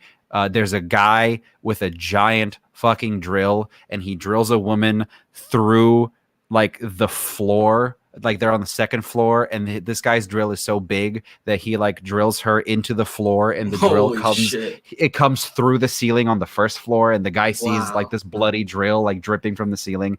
So like it's got all of those like insane overdone gore and violence and sex and all the stuff that De Palma became known for. But ironically enough, he said in an interview, like, everybody hated, like full stop hated Scarface and Body Double, but when I'm approached by like a filmmaker, the ones that come up more than anything else are Scarface and Body Double. So yeah, it's not one of his best. It's not one of his better movies, but I just like how it's right. Like, because throughout the 70s, all he was doing is just doing Hitchcock. Like Obsession was just a fucking Hitchcock movie. Again, Sisters, all this stuff. And this is like the last one where he's like, I'm going to do Hitchcock again. And it's the 80s. So we're all doing cocaine. So we're just going to ham it up a little bit. And I love it. I love it. Like if you look up that scene, the kiss on the beach from Body Double, and you just see like how fucking shot for shot he's doing Vertigo, it's kind of funny. So yeah. Yeah, that's one of the things because like these guys are some of the first people in American film that like love film, right? And like they have that actual historic understanding of film, and so they're able to like reference other stuff. Before then, it was like the directors were definitely different. They didn't see themselves in that kind of a way, I know what you're saying. Yeah. Like there was this great interview with John Ford and Bogdanovich, and Bogdanovich was like, well, your films, because John Ford did silent. Like he's basically one of the main people responsible for what is a Western. John Ford is like the Hollywood movie, basically. Yeah. Yeah. And he was sort of asked about like, hey, like the way you depict people in like the ones from the 20s is very different from like what you're doing now. And he was like, what are you talking about? I don't know. It's all the same. Yeah. It's like, yeah. Like what? Well, when you're John Ford, but you're directing between then and now, you've directed 50 other movies. What the fuck time do you really have to think about it? You're not inspired by anyone else yourself. You're part of the he certainly, well, the point I'm making is like he certainly became extremely revisionist in the Man Who Shot Liberty Valance, even the Searchers. He did another one after that where it was like, before it's like Indian bad, we shoot them, we kill them, and we conquer. And then it's like, well, maybe we're kind of bad. Maybe the Western thing is a lie. Maybe this, maybe that. I just bring that up because like, the way that he would talk about himself, he wouldn't even go there. He would say, no, I've always made the same Western. What are you talking about? And it's like, now people like him, like it's way more intellectual, like the way that you these directors dealt with film history and themselves and their style and their art. Yeah. 100%. Yeah. And they're all fans is the thing. Cause like John Ford is John Ford. But like, you know, when he starts out in the fucking 1910s or 20s, there's not really anything to be a fan of. They're kind of just trailblazing at that point, or they're doing their own thing. This is, like you said, the first generation. 'Cause, I mean, it's well documented. Like the Brat Pack of the movie, the American movie directors, like they're inspired by, European movies, French New Wave, and they're also inspired by classical Hollywood.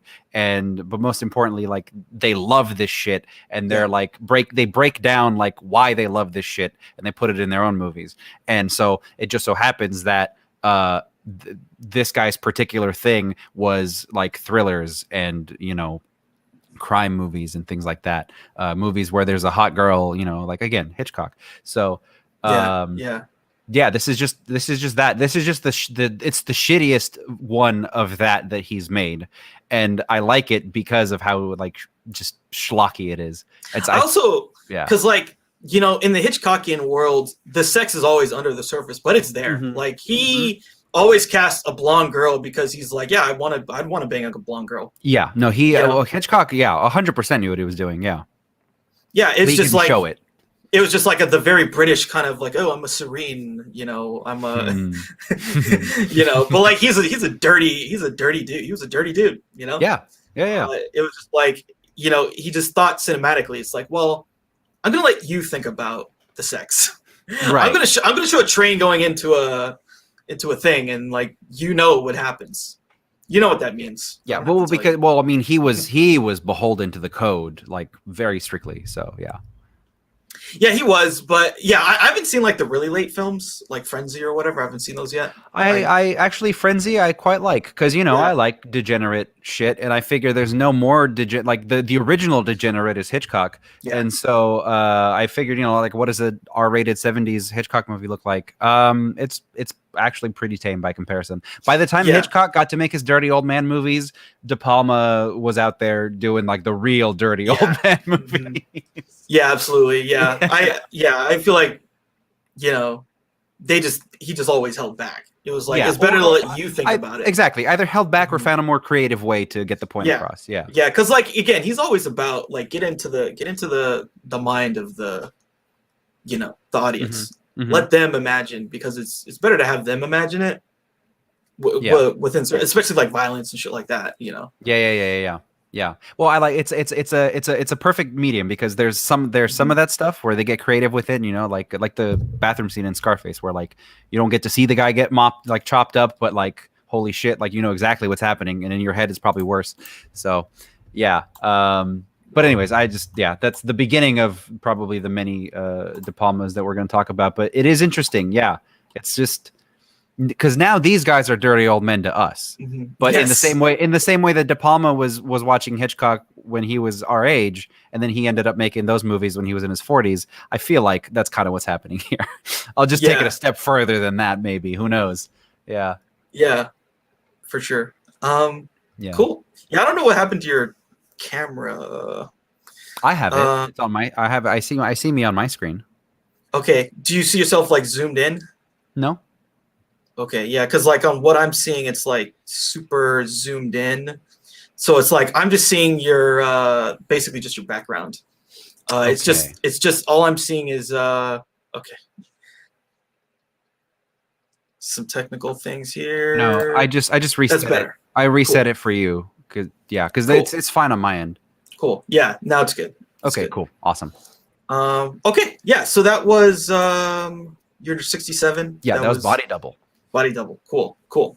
Okay, so my number 67 is from Luis Buñuel, a guy who I think is actually a really, really good director, has a really good canon of films. So this is The Exterminating Angel. So just to give some context about like kind of Luis Buñuel, who he is and what he does. He is one of the people who kind of pioneered the surreal film. Un Chien Andalou is like one of the first surreal films basically ever.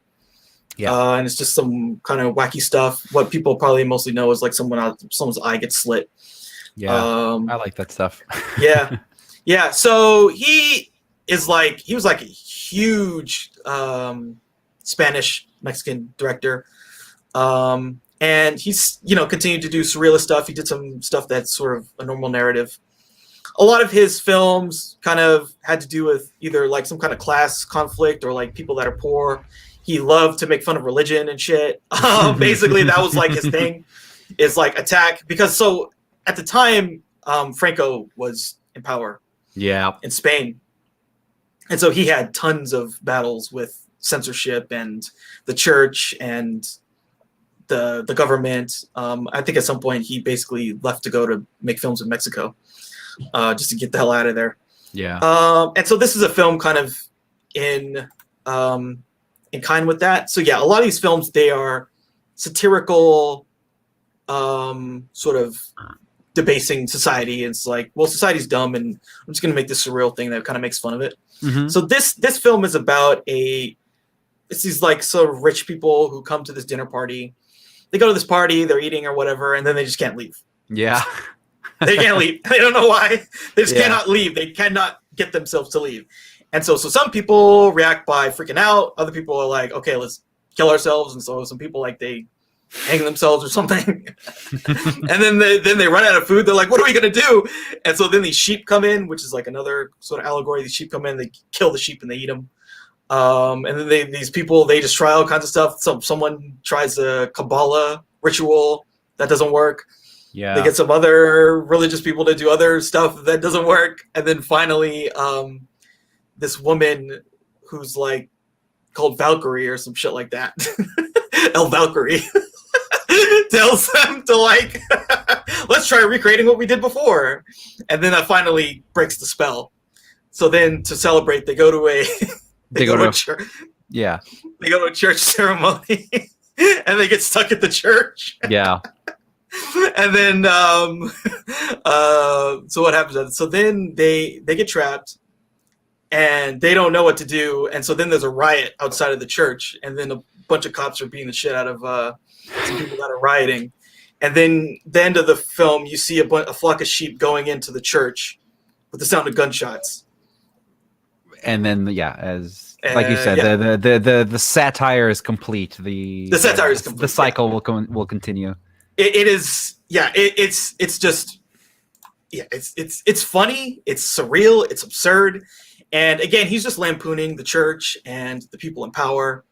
You can take this as an allegory for a lot of stuff. But yeah, it's always like F the fascist government, F the church. You guys are all in league, suppressing people, and this is how absurd what you guys are doing is.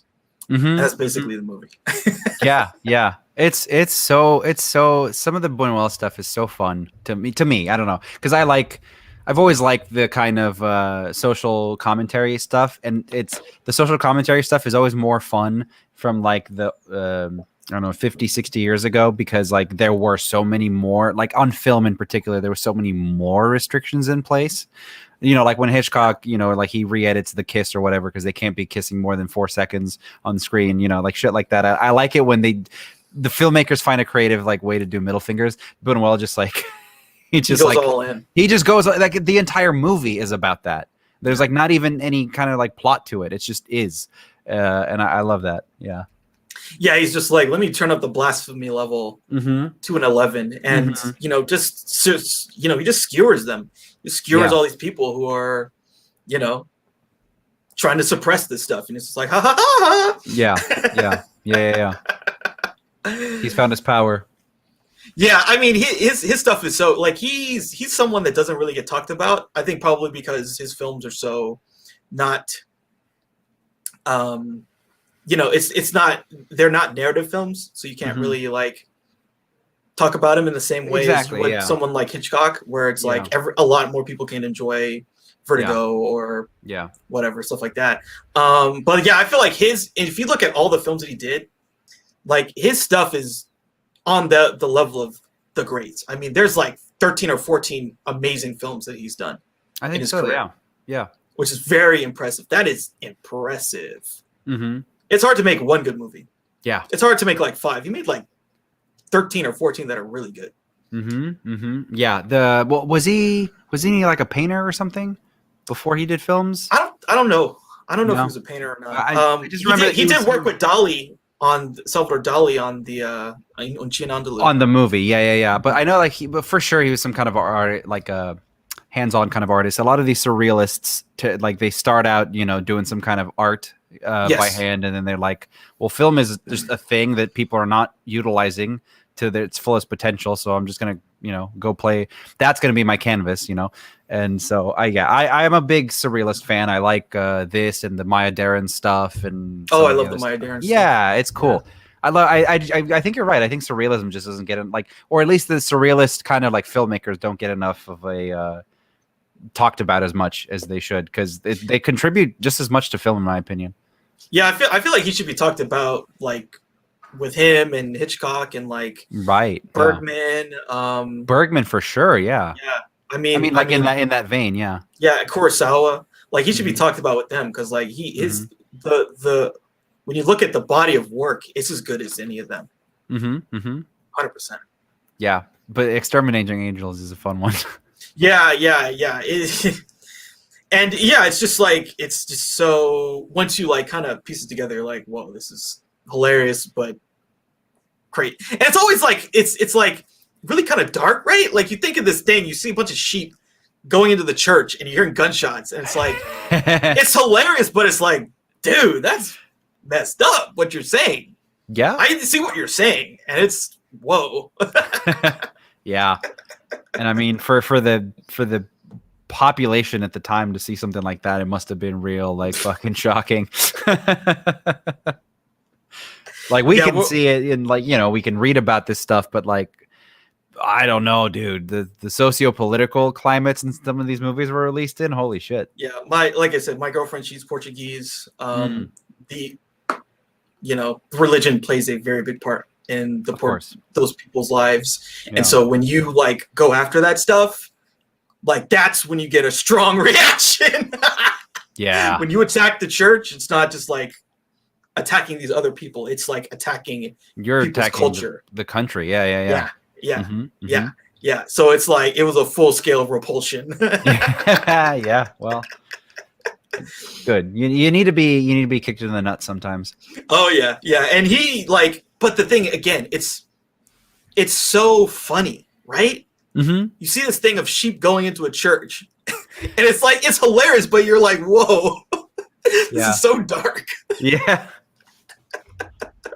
And it's brilliant, right? It's brilliant because working on that level, that's really takes high level of you got to be smart. Yeah. To create these kind of connotations, because it's not he said the church is killing you, and show people a clergy shooting someone, but that said it exactly the same without having to show anything. And then again, that's why I like the surrealist filmmakers, because if you think about the logic of it, how do we start with the dinner party and end up with sheep meaning something?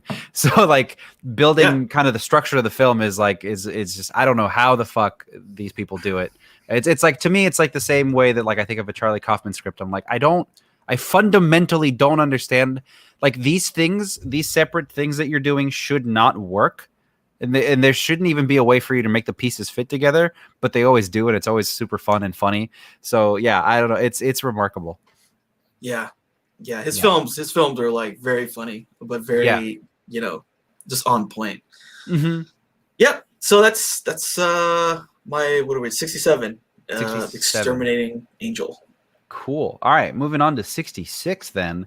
66 is just the hands down. I mean, look, I love Lethal Weapon, and I'm always going to keep rewatching Lethal Weapon. And again, I'm outspoken within the podcast that we are doing, that I love Mel Gibson so much, and that movie is always going to have a place in my heart. But simply the better script is Kiss Kiss Bang Bang.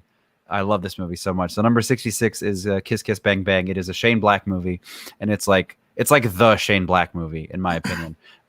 Shane Black, the guy who kind of literally broke Hollywood when he wrote that Lethal Weapon script in the 80s, because there was just I remember, because I took a screenwriting class, and we kind of the sheer kind of shockwaves it sent of you can do that. You can just put two guys in a car and have them talking about random bullshit and make a movie about it. And like, yeah, it was just like a whole different thing. And then of course he went on to be in Predator and shit like that. But I think he came out of all of that as like a pretty good filmmaker. Because Kiss Kiss Bang Bang is, I don't know if it's his first directorial feature. It might be. It's the first one he directed for sure. But it's it's such a perfect movie, and I just wish more people have seen it. It's with Robert Downey Jr. just doing Robert Downey Jr. and Val Kilmer, who I fucking love. And Robert Downey Jr. is trying to be an actor in LA. Relatable. And basically it's a Shane Black thing. So there's a murder, it's Christmas time, and somehow the protagonist gets involved. He gets mistaken. Basically, he's like a thief basically, and he ends up in an audition for a movie running from the cops. So while he's running from the cops, he ends up in this audition. And during the robbery, his friend got murdered, or like the cops killed his friend. So he's in the audition and they're like, all right, do the scene now. And then Robert Downey Jr. just has like an actual breakdown because his friend just died in real life. And they're like, this guy's incredible. Who is this guy? Let's put him in the movie. And so then he gets to hang out with like the Hollywood elites and the socialites and stuff like that. And there's Val Kilmer, who plays a character named Gay Perry, and he's just so fucking funny in this. And so Val Kilmer and Robert Downey Jr. become the Lethal Weapon duo of eventually there's a murder, and Val Kilmer is like a private detective. He gets hired by like some producer to basically dispose of this girl that like OD'd at one of his parties. It's very much making fun of like Hollywood parties and Hollywood like stuff, but like modern Hollywood, obviously, like post 90s Harvey Weinstein shit that like we weren't ready to talk about yet, but like it's definitely in some of these movies. Yeah. And they really didn't totally go there with like all the actual dirt. Well, they couldn't. Yeah, no. I mean, they're never going to put the actual people in there, but like, it's just like this crazy plot that unfolds, and he finds out that like one of his high school, or like his childhood sweetheart, is like also trying to make it in Hollywood, and so like he's trying to make stuff work for her, and it's just a really, really funny script. And it's got all the usual things. It's got car chases. It's got all kinds of these. At one point, they get tied up and tortured, because you got to have that scene too, like in Lethal Weapon when Mel Gibson's like hanging from the thing. But I think it's just for sure like my favorite one of his movies, his script or whatever, and the pairing of these two. Val Kilmer, obviously pre-cancer and unfortunately all of his health problems. It's just such a funny movie, and I just wish more people have seen it, because the concept, like Shane Black has a gift for like taking some of these like kind of Hollywood type things that people like to think about, like, oh yeah, you just fucking show up to an audition and you get the movie, whatever, and he just like makes it, he just adds dead bodies to it, and I think it's really fun. Yeah his style is really, I feel like, so I wonder by how much he creates like Tarantino, because they feel like they're bosom buddies by a lot. Yeah. But I mean, Tarantino was like, he wrote some stuff that sucked like in the late 80s, basically. He did. It wasn't until like the early 90s that he really kind of, but yeah, they feel similar. They feel like it feels like he paved the way for someone like Tarantino to really be a superstar. 1,000,000%. Because if you go back, and you like Lethal Weapon was 84 or something like that. Like if you go back and you watch that, like most of that movie is just Mel Gibson and Danny Glover just shooting the shit, yeah, which is unheard of, like at the time, even if you're making like a buddy cop movie or whatever, you're just like, what's the plot? Like 48 Hours is another one of those movies that came out around that time that was just like, I kind of like to just watch these guys hang out. Like they're fundamentally incompatible, and but they're just like fun to watch. So yeah, Shane Black is definitely like paved the way for the Tarantinos and stuff, because his stuff was raunchy and funny and self-referential. Yeah, because his stuff is so just, it pops out there. Just like there's just no one else who can like just have characters that are just, you love them because they just talk shit. just because they talk shit. Yeah. And it's funny. It's really, really funny. It's so funny. And I wish, I mean, it sucks that Shane Black it doesn't suck. I mean, he got pulled into he's always been in the Hollywood machine, but like he got pulled into it as like, you know, like you're going to direct the next Predator and you're going to direct Iron Man 3. And it's like, okay, I guess he can do that. But the Iron Man 3 was the Robert Downey Jr. kind of like paying him a favor back for Kiss Kiss Bang Bang, really. Great, I guess, but I don't know. It just doesn't. that's why the movie happened. Basically, is because of this movie. I don't listen. We don't have to talk about Iron Man 3. I think I like Iron Man 3 personally, but that's because I like Shane Black like a hell of a lot more than I like any of the Iron Man movies. Like the Marvel shit is just like not really my thing. But when you strip everything away, like this is the essential kind of Shane Black. Like all the isms are in it. So this is really like I feel like his labor of love, because this was another film again where another writer who had writer's block. Right. He struggled to figure out how to get this film written like in a way that he was happy with, let alone any, you know, make it good. But yeah, this is like a excellent film. And yeah, Robert Downey Jr. and Shane Black. Yeah. Right. Yeah. Like, and especially at the time when, you know, everybody like Robert Downey Jr. was like the devil, you know. Yeah. It's just such like he was the devil. You just love him in this movie. Like he's basically Tony Stark already in this movie. He's just a fucking degenerate. So yeah. It's just getting the two of them together is just like, again, a perfect pairing, right? Yeah. Robert Downey just needs to have fast talking, funny things to say about the situation. And that's what he was given here. Yeah, absolutely. Cool. Yeah, Kiss Kiss Bang Bang, definitely underrated. That's definitely underrated. That's an underrated one. It's very, very good. Yeah. Okay, so my number 66 is going in a little darker direction. The Killing Fields. Oh Jesus! By Roland Joffe. So this is about Pol Pot's Cambodia. Mm-hmm. Pol Pot, one of the great villains of the 20th century. Yeah. This dude killed some people. And if you look at relative to like the population, this guy is like up there with some of the worst dictators in in the history of the 20th century. Well, now that you reminded me of Pol Pot, and like the 20th century, like crazy. It's a parade of mass murderers. Concentrated. I can't even say that Stalin, word. Hitler, Pol Pot, Mao, just like over and over and over, just different countries. Franco, it's just like this, you know, and it's kind of crazy that was 20 years ago. That was the century of these kind of people, right? And thankfully, we're kind of over that. Yeah, in some ways. Yeah. You know? Now we're just the war. It's cyber warfare. It's you are the product. Now that's the era we're in. yeah. I mean, to be fair, sort of. I mean, again, North Korea is really, really, really bad, and it seems like we may never get rid of that regime. And also, China, they have put the Uyghur people in actual concentration camps. Yep. So it's not. I'm not obviously not saying. Oh, of course, yeah. But the 20th century is a concentrated amount of time of mass murder. Yeah. The likes of which hopefully humanity will never see again. Like the levels, the numbers, just the body count. Yeah. And so this is basically a film trying to tell the story of what it was like in that country at that time. It is harrowing shit. It is some harrowing, horrible shit. I think the Pol Pot shit was like they just kill people with glasses or some shit like that. Like, oh, you look smart, boom. Yeah, it's fucking crazy. Yeah, fucking crazy. The thing that really stands out to me, I remember there's this scene where I think it's like one of the Cambodian guys is like trying to escape.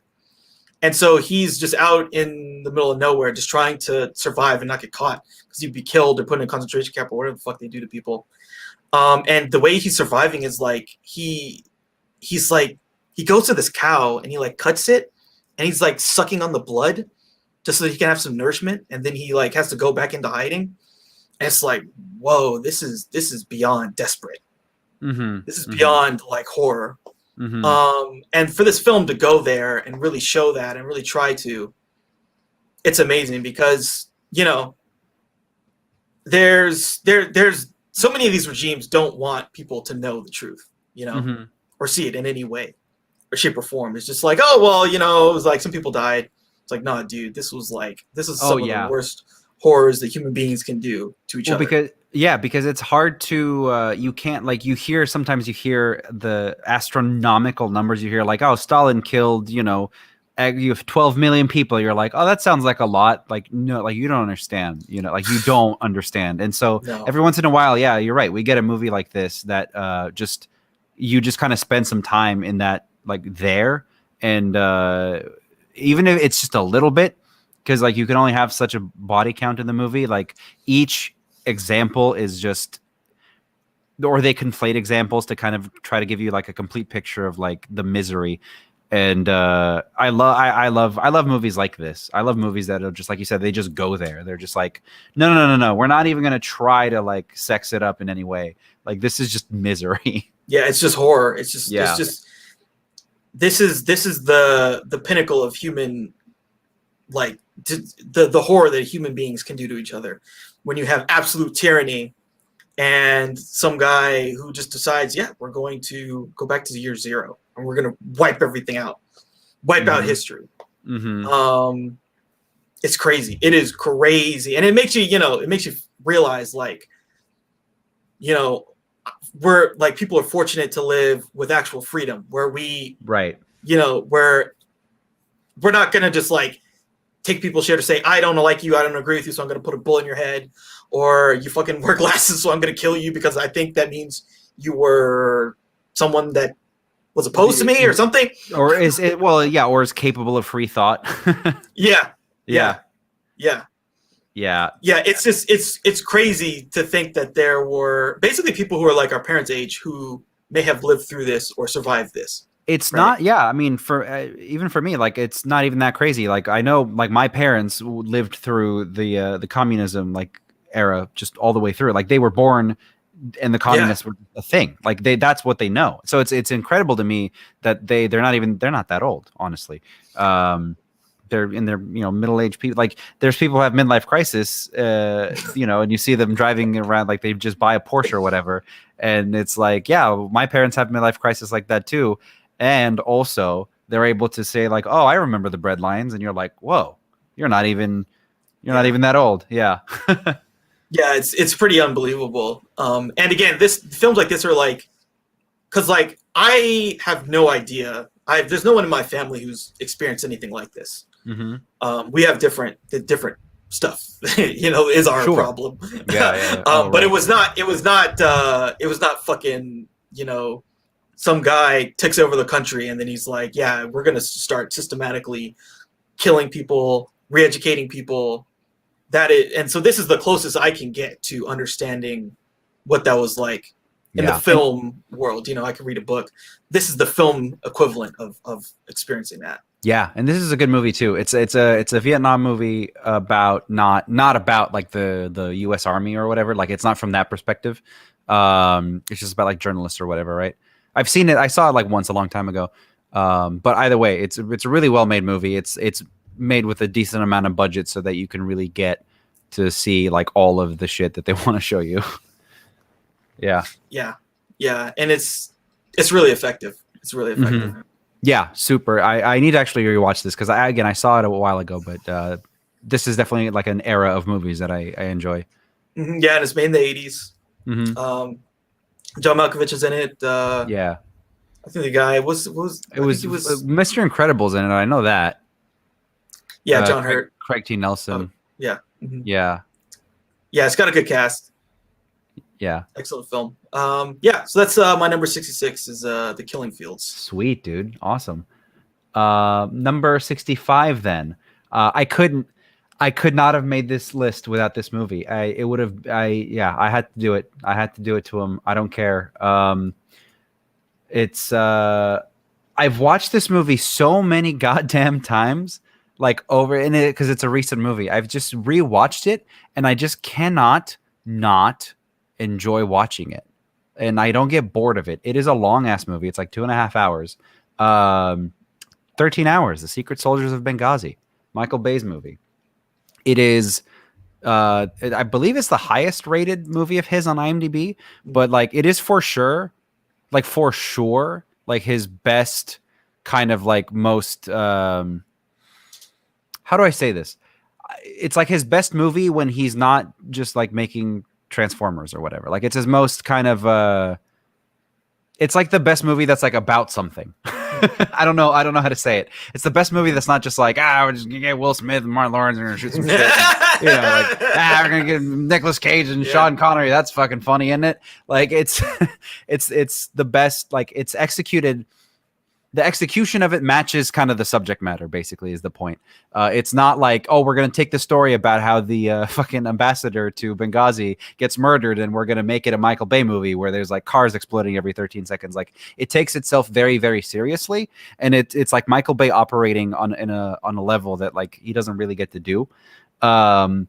It's very fast paced. It's a 2.5 hour movie and it is very fast paced. It keeps you interested. And I'm not like a huge fan of like military movies. Like I usually get really bored. Movies that are like specifically about the military that are like, Corporal so-and-so, we're going to go and let's go, brother. And there's like all these patriotic montages and stuff. Like I usually get bored of that stuff. But this movie's not about that. It's about the squad. It's about the group of guys. And there's a lot of movies about the squad. But even then, like every single one of these guys is cast so well and they have so much chemistry with each other. Pablo Schreiber is like fucking phenomenal in this movie. Everybody's phenomenal in this movie. And so you get to spend a little bit of time with them and you get to see them kind of like hanging out at the camp before the shit really hits the fan. You get to see them go on like one routine kind of thing together. John Krasinski famously, he's just like, I'm going to make real movies now. And so he gets really ripped for this one.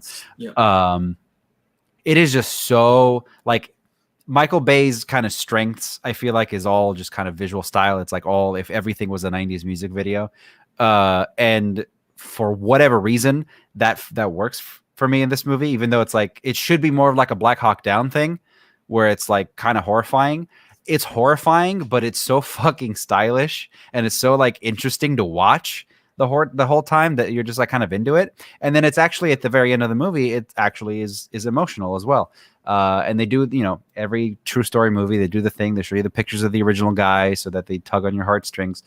But this is kind of like, it's a good story for Michael Bay to tell because of how much chaos was going on. Like just pure chaos, just people attacking from every angle and just like, no one really knows what's happening because nobody really knows what's happening in Michael Bay movies when they're watching them. But like it thematically works in this one. So yeah, I think of the more kind of, I don't want to say restrained, but of the more like not commercially like trying to sell you toys type movies that he's making. It's definitely my favorite. And I have to put it on this list. And I'm perfectly happy with putting it this high on this list because I watched this movie 4 or 5 times with different people. Everybody I watch it with has a great fucking time watching this movie. And then they all do the research afterwards and they're like, this was like a really shitty thing that happened, isn't it? Like, yeah, it was. Yeah, it was. This movie is very interesting to me. So what I love is like, so there was this meme that went around for a while. It was like, who does ex-director actually make a movie for? And then they joked Michael Bay makes movies for the Department of Defense as a joke. Right. So that was kind of funny. So what I find interesting about this movie is like right. So the whole idea of this movie is like if we just let the military guys just fucking do their thing and just kill some people, right? We could have saved these guys. And that's sort of like the thesis, I think, of the theme of this. Yeah. And like the bureaucracy is what got people killed here. Yeah. Mm-hmm. Seeing how that played out is they make some fucking hilarious choices. So one of my favorite is like, so there's the nerdy CIA guy, right? Of course. And so then when John Krasinski shows up, the fucking nerdy CIA guy's like, hey, listen, okay? So you have to do exactly what I say. You can't put and then like Literally out the window is the dude fucking lifting a goddamn tire. Not just like a small tire, like the fucking tire you have on like a tractor trailer. And he's lifting the tire. He's like, you goddamn guy, fucking working out. And then he like closes the window. Well, I was just dying. I was like, what? Like it couldn't be any more blatantly obvious, like what they're trying to say thematically. Yeah. You know? Like, you have this yoked, ripped dude and this fucking nerd, like, hey, man, you gotta do what I think. And it's just, I was like, okay, Michael Bay. You know, no subtlety here. No need for subtlety. It's like fucking jack dudes. That's why you hire him. That's why you fucking hire him, dude. So, and then, but the actual battle is so fucking good. So well directed. It's amazing. It really is amazing and super riveting cinema. Yeah, you know, right. That's a good way to put it. Yeah, because like after we get past the kind of like the pleasantries, it basically doesn't stop or slow down at all. It just goes on. Like I feel like an hour and 40 minutes of this movie is just, you know, it ebbs and flows, but like it is just they're in constant conflict and it's exhausting. And so like, and we're moving around, and so I think that's an impressive thing to do, and it's just so like fun to watch. I don't know. It's fun to watch, but like you don't like. I don't know. It's like a horrible thing that happened, but like, yeah, we're shooting the bad guys, I guess. yeah, and yeah, he does a really good job with that sequence because there's so many different kind of moments. Like I remember there's this scene, so they get a couple waves or like a first wave or whatever, and then like a guy drives by, and they're like, "What's this guy doing?"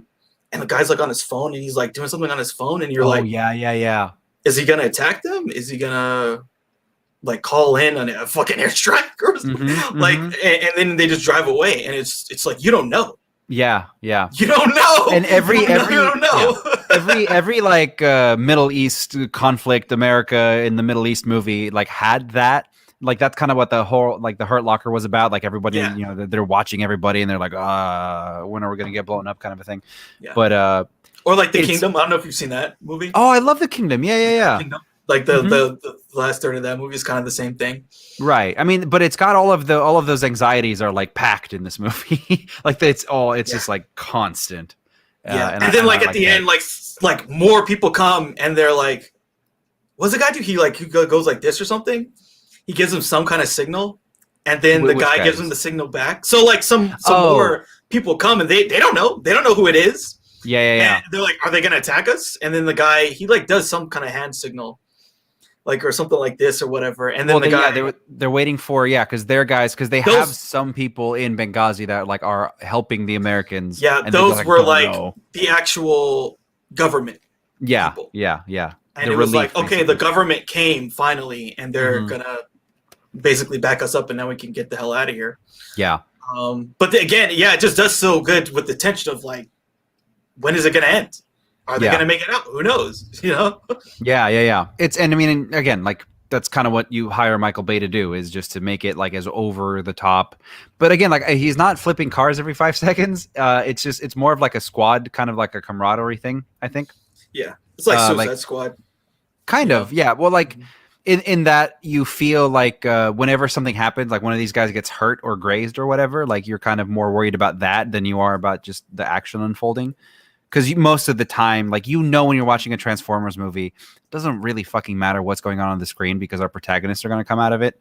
You're just kind of watching the explosions. And this one I felt a little like more so than any other movie where like I was worried for the guys because I knew it was based on a true story and I knew that like obviously people die in these things. So I was a little more worried about that. And I think he did a good job with that, with like maintaining the tension for that. Yeah.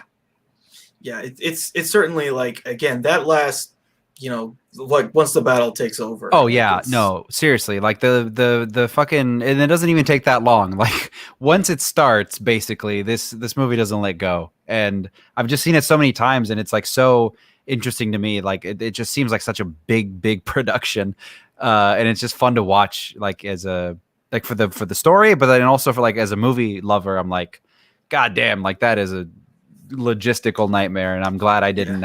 It's fun to watch other people do work, basically.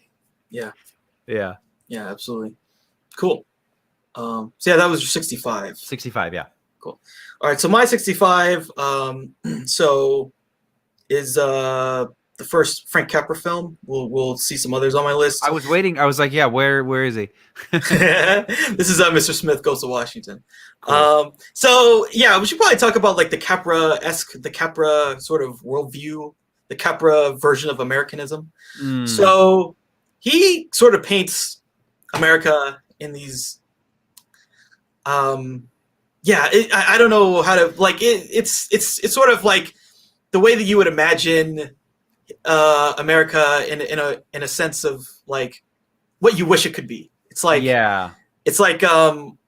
all the good things that you think America can be are what Frank Capra tries to portray America as in his films. You know, this is sort of a prime example of that. So you know, it's about this guy, and so the backdrop is some senator died, and so they're trying to figure out who the governor's going to appoint, and they flip a coin, and it's between basically, and they're all corrupt, right? They're like, oh, should I choose this corrupt guy or this corrupt guy?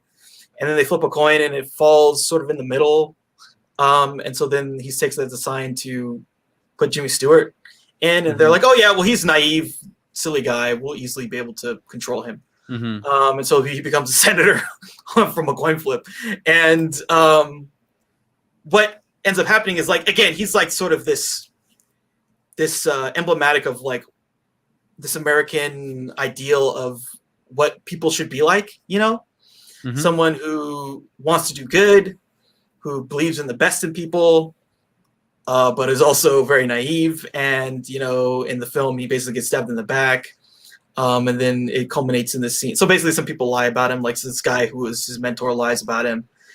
Because, you know, the people, the puppet masters tell him, you got to lie on this dude because he's not doing what we want. And so then it ends with this really long filibuster. And it's like, you know, it's like one of those rah America moments where this guy's fighting for the right thing and he's using his power to do good. And then because of his goodness, and he basically, his naivete changes people because they're like, okay, now I actually believe, like if this guy's really going to do it, this is the real thing. Then you know, it's like that kind of, you know, like they change because you see someone who's finally doing the right thing. And they're like, I'm going to do the right thing too.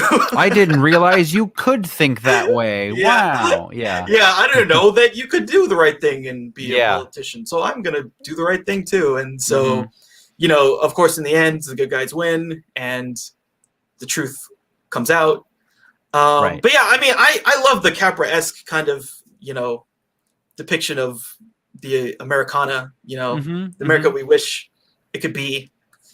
It's not, but you know, that's, I don't know. It's just, there's something very pure about it, you know? Yeah. That you're like, I wish the world could be like this. And I like that I can go into a movie because this is a clear good versus evil kind of thing. It's a satisfying kind of conflict. Yeah. Because it's not like he's saying, oh, America's great. It's like, no, there's problems. Like this whole movie is about a bunch of corrupt ass people. Yeah. And this one guy who's like trying to do the right thing. And by doing that, he's able to overcome, you know, all of this craziness. Yeah. So yeah, I there's a lot of Frank Capra films that really kind of work for me. I like it. You're going to see some other ones on my list. And it's just something about it just kind of, feels very warms my heart. Yeah, it's the same kind of like it's like the optimist kind of idealized, like not like in that like everything in the movies is a utopia or something, but like it gives you kind of without any kind of wrinkles like what you would like to see, like when you see the people stabbing in the back and plotting against him and they're like, we'll just put him in because, you know, or fuck him. You're like, you're incentivized to dislike those people, and then the movie pays off on that. Yeah. So yeah, I mean, obviously that works, and it works for a good reason, and that's why Frank Capra is a fucking legend, because people like to see that stuff. And so I mean, you can't really say anything wrong with it. Yeah, it's very satisfying. Because like, you know, we all know we live in a world where the good guys don't win. Like hardly ever. Yeah. but there's something to be said that when your good guy is Jimmy Stewart, you like extra want him to succeed. Yeah, absolutely. Yeah. Especially at this time. He's just so fucking likable. Yeah. Yeah, yeah, it's some good stuff, and it's that idealism, right? Because like you watch a movie like this, and you're like, you remember again, why you like believe the things you do, why you care about certain things, the things you're willing to fight for, and again, I feel like that's a very kind of American idea, right? Yeah. This like thinking that it's good people trying to do good, and like that's how we make change. So yeah, I love the kind of Capra-esque idealized American sort of, yeah, it's just, and they're, it's very positive, right? It's like we've talked about a lot of depressing movies, and like these kind of movies are like you end up, it gives you the break. Yeah. You need them. You need them to take them with the depressing stuff. But for whatever reason, I don't know what it is, but like I'm just like perpetually stuck in that like depressing mode. I don't know why. It gives me it inversely gives me like hope that like that's bleak, but like like I find my own goodness, and then this is just it's just served up, and it's really really well packaged. These movies, extremely well packaged. To put it mildly. Yeah. So yeah, that's my number 65. Mr. Smith Goes to Washington. God, that's such a good movie, classic movie. Wasn't there another one? Wasn't there like there was a John Ford movie too with Jimmy Stewart, or am I imagining this? Well, they did. Well, other than the Liberty Valance, I feel like there was another one from around this time. I don't know. Whatever. It doesn't matter. Maybe, yeah, because I feel like at that time he was doing like he did I think, did he do Young Mr. Lincoln? Young Mr. Lincoln, that's the one I'm thinking about. Yeah, but I feel like that was Fonda. Yeah, right. It wasn't hit. Well, the reason I'm confusing it is because it was like these are the two movies that like get compared. Oh yeah. Young Mr. Lincoln is another. Yeah, very. That's what it is. Very, because that's like about Lincoln saving some guy from getting killed as a lawyer. Yeah. It's again like John Ford, Frank Capra. These guys are like they kind of set this. They are like the Hollywood kind of big movie. So that's absolutely. Why I think of those movies all kind of together. Absolutely. Yeah. Or I forget the other one where he did about the OK Corral, that John Ford movie. There's so many movies about the OK Corral. I can't think of like. Yeah, I forget. One. But that was another one where it was Fonda. See, my problem is I watch too many shitty movies. So like I'm like really interested in like what do B horror movies from the 1940s and 50s look like that I forget what like the reference ones are called. Let me see if I can find it real quick. Yeah. Check it out. Look what I got. Yeah, we gotta reload. Time to reload. Man, this dude did a lot of movies. Oh, that dude is the machine. Yeah, he's the machinist. He is the machinist.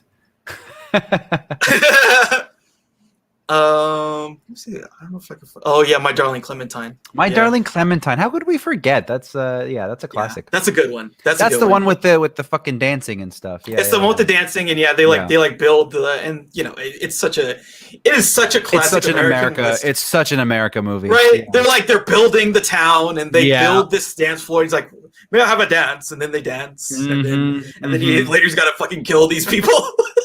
But that's okay because they're protecting the thing that they built. They're protecting America. That's what they're right. They're protecting America. Yeah. It's very, very.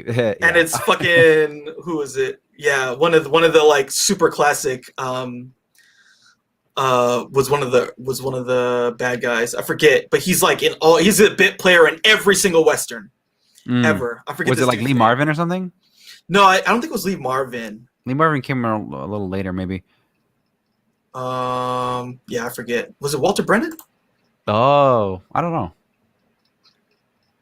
Yeah, it's Walter Brennan, I think. Yeah, he's in every in the era he's in basically every good Western. Hey, you get signed up. You get signed up for those. You work at the studio. Basically, you're just like the bad guy. Yeah, that's how it was. Yeah. Yeah, I think it's him or someone like that. Yeah, but anyway, so yeah. Yeah. Good, a very fun time in film history, the 30s and 40s. 30s and 40s and those like ideal movies, yeah. Cool. We're on to number 64? We're at 64. Okay. Yeah, number 64. Okay, cool. We talked about this one already in my, I believe, top 10 of the 2010s. This is Black Swan, Aronofsky's Black Swan. And this is on here because, again, like it's a movie that I've seen a lot, and I've seen it with a lot of different people, and I got different reactions from all of them. But the reasons that I like it is that, well, it's an Aronofsky thing. So, like, it's really, really grainy because he likes to do that. I believe he basically shoots everything on 16 millimeter, pretty sure. Yeah, whatever. Okay, it's Black Swan. If you don't know what it is, it's Natalie Portman is a ballet dancer, and she wants to get into this prestigious, rendition of Black Swan, and she starts to lose her mind a little bit. And Vincent Castle's in it, and he's a piece of shit. And it's one of those like kind of more recent psychological thrillers that like really kind of hits the mark for me, like 100% of the way. Because it's all about like this person's like obsession with being the best, but then you find out that like it was really like her home life that kind of fucked her up in the first place. And those are the kind of story beats that I really get, may put a smile on my face. So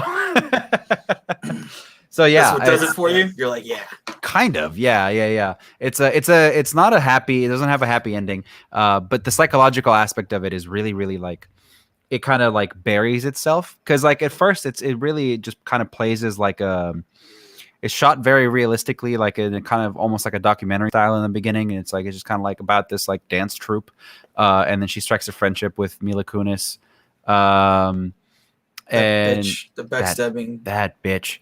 So yeah, it's like you wouldn't think. I mean, we don't get a whole lot of movies about like what it's like to be in a ballet troupe, but like people are going to be pieces of shit everywhere. So this is definitely one of those movies if you are interested in that world. Vincent Castle in particular, I think, puts in an amazing performance in this movie because like I don't know what it is. I don't know if he's got like resting sleazebag face or like if that's even a thing, but like he's always like you just don't want to trust him kind of when you see him in a movie like this, especially when he's like working with like young girls. Like, I don't know how I feel about that. So yeah, it's cool, but it's like the Natalie Portman kind of like character study stuff that I really like about this movie. Again, it's all shot really grainy and it only gets grainier. And it's all about like how fucking psychologically damaged she is. Yeah. And I love psychologically damaged characters, and I love movies that'll just like beat us over the head with like this person's like not doing well. And yeah, I don't know. It's just we talked about it more in the video. Yeah, a Lucian kind of movie because it's all about her, and we get all this stuff. Yeah. And we see her. Yeah, there's just some crazy scene where it's like, what is this real or is this fake? Exactly. Like, what's going on in her head? Yeah, he does a lot of interesting things with like the character. Like eventually, it's like a slow descent kind of a thing. Like we start up here, and then slowly, like we start to lose our minds because the character's losing their minds. And so there's a lot of like kind of he does a lot of stuff like kind of film structure wise that is like, what am I watching? Like, are we fully in fantasy land now, or are we still in the real world? Do these people exist? I don't even know. And so it kind of puts you in the like state of mind of that character. Yeah. There's like the scene where like Mila Kunis is like having sex with a thing. Yeah. A demon. Is it him? Is it fucking Bram Stoker's Dracula? Yeah. Like, there couldn't be a more like Lucian tailored like psychological type thriller. Like I just love that kind of shit. Yeah, right director, right actress, right pretty type much of genre. Yeah, absolutely. Yeah. He was ready for it. She was ready for it. Natalie Portman like was ready for these types of more complicated roles, and so yeah, it just kind of all fits for me. And I've seen it so many goddamn times. I love it. The scene where she's peeling her fingernails off is just like it's a favorite of mine because it always gets a reaction out of people one way or another. So yeah, it's a fun one for me. There's just so much stuff because like I remember there's like a scene that kind of really sticks to me. Like she's in because it's in New York, and so she's in the subway, and there's just some like the Russian guy or something, and he's being a scumbag. But that's like the beginning of the descent, right? Yeah. You know? Yeah. But you can see how it's like, man, this world is like it's I always like movies. I always like movies. I don't know if it's a noir thing, but I like movies where like the world is the real world, but it's like the film version of that world. It's like the sleazy version of that world where like, yes, it's New York City and everybody knows what New York City looks like, but it's like we only get to see the dirty, sleazy stuff and we don't get to see anything else. And I love that. It creates like an alternate version of these real locations or these real settings that makes, you know, they're like, again, they're just like the fucked up versions of them. Because that stuff exists in the real world, but there's a lot of other stuff. And I like movies that only focus, I guess, on the stylized, dirty, gritty aspects of some of these locations. Yeah. I like it a lot. I like it, yeah. And Aronofsky's such an interesting director because, like, you know, when he talks about, you know, making these films, like he says he never like approaches them from a genre perspective, just tries to kind of blow up the genre. And so he's just kind of doing, because like, is this a horror film? Is this a thriller? Is it a psychological horror thriller? Is it all of them? I think it's right, but like at 100, I think it like in the mode, it's like works primarily as a thriller. I think, yeah, it's so interesting to see the way he approaches film. Yeah, because I saw, I think it was this one in The Wrestler I saw of his, and I was just like, what a weird filmmaker. Like, what else has he done? And then I saw Requiem for a Dream, and I was like, oh, okay, so he's got like. He has like ideas and then he makes those movies. Got it. He's amazing. Yeah, for sure. Okay. So my number 64 is No Country for Old Men. The Coen brothers, Roger Deakins, Cormac McCarthy, everything comes together to create this sort of neo-revisionist Western. Hard to hate. Masterpiece, yeah.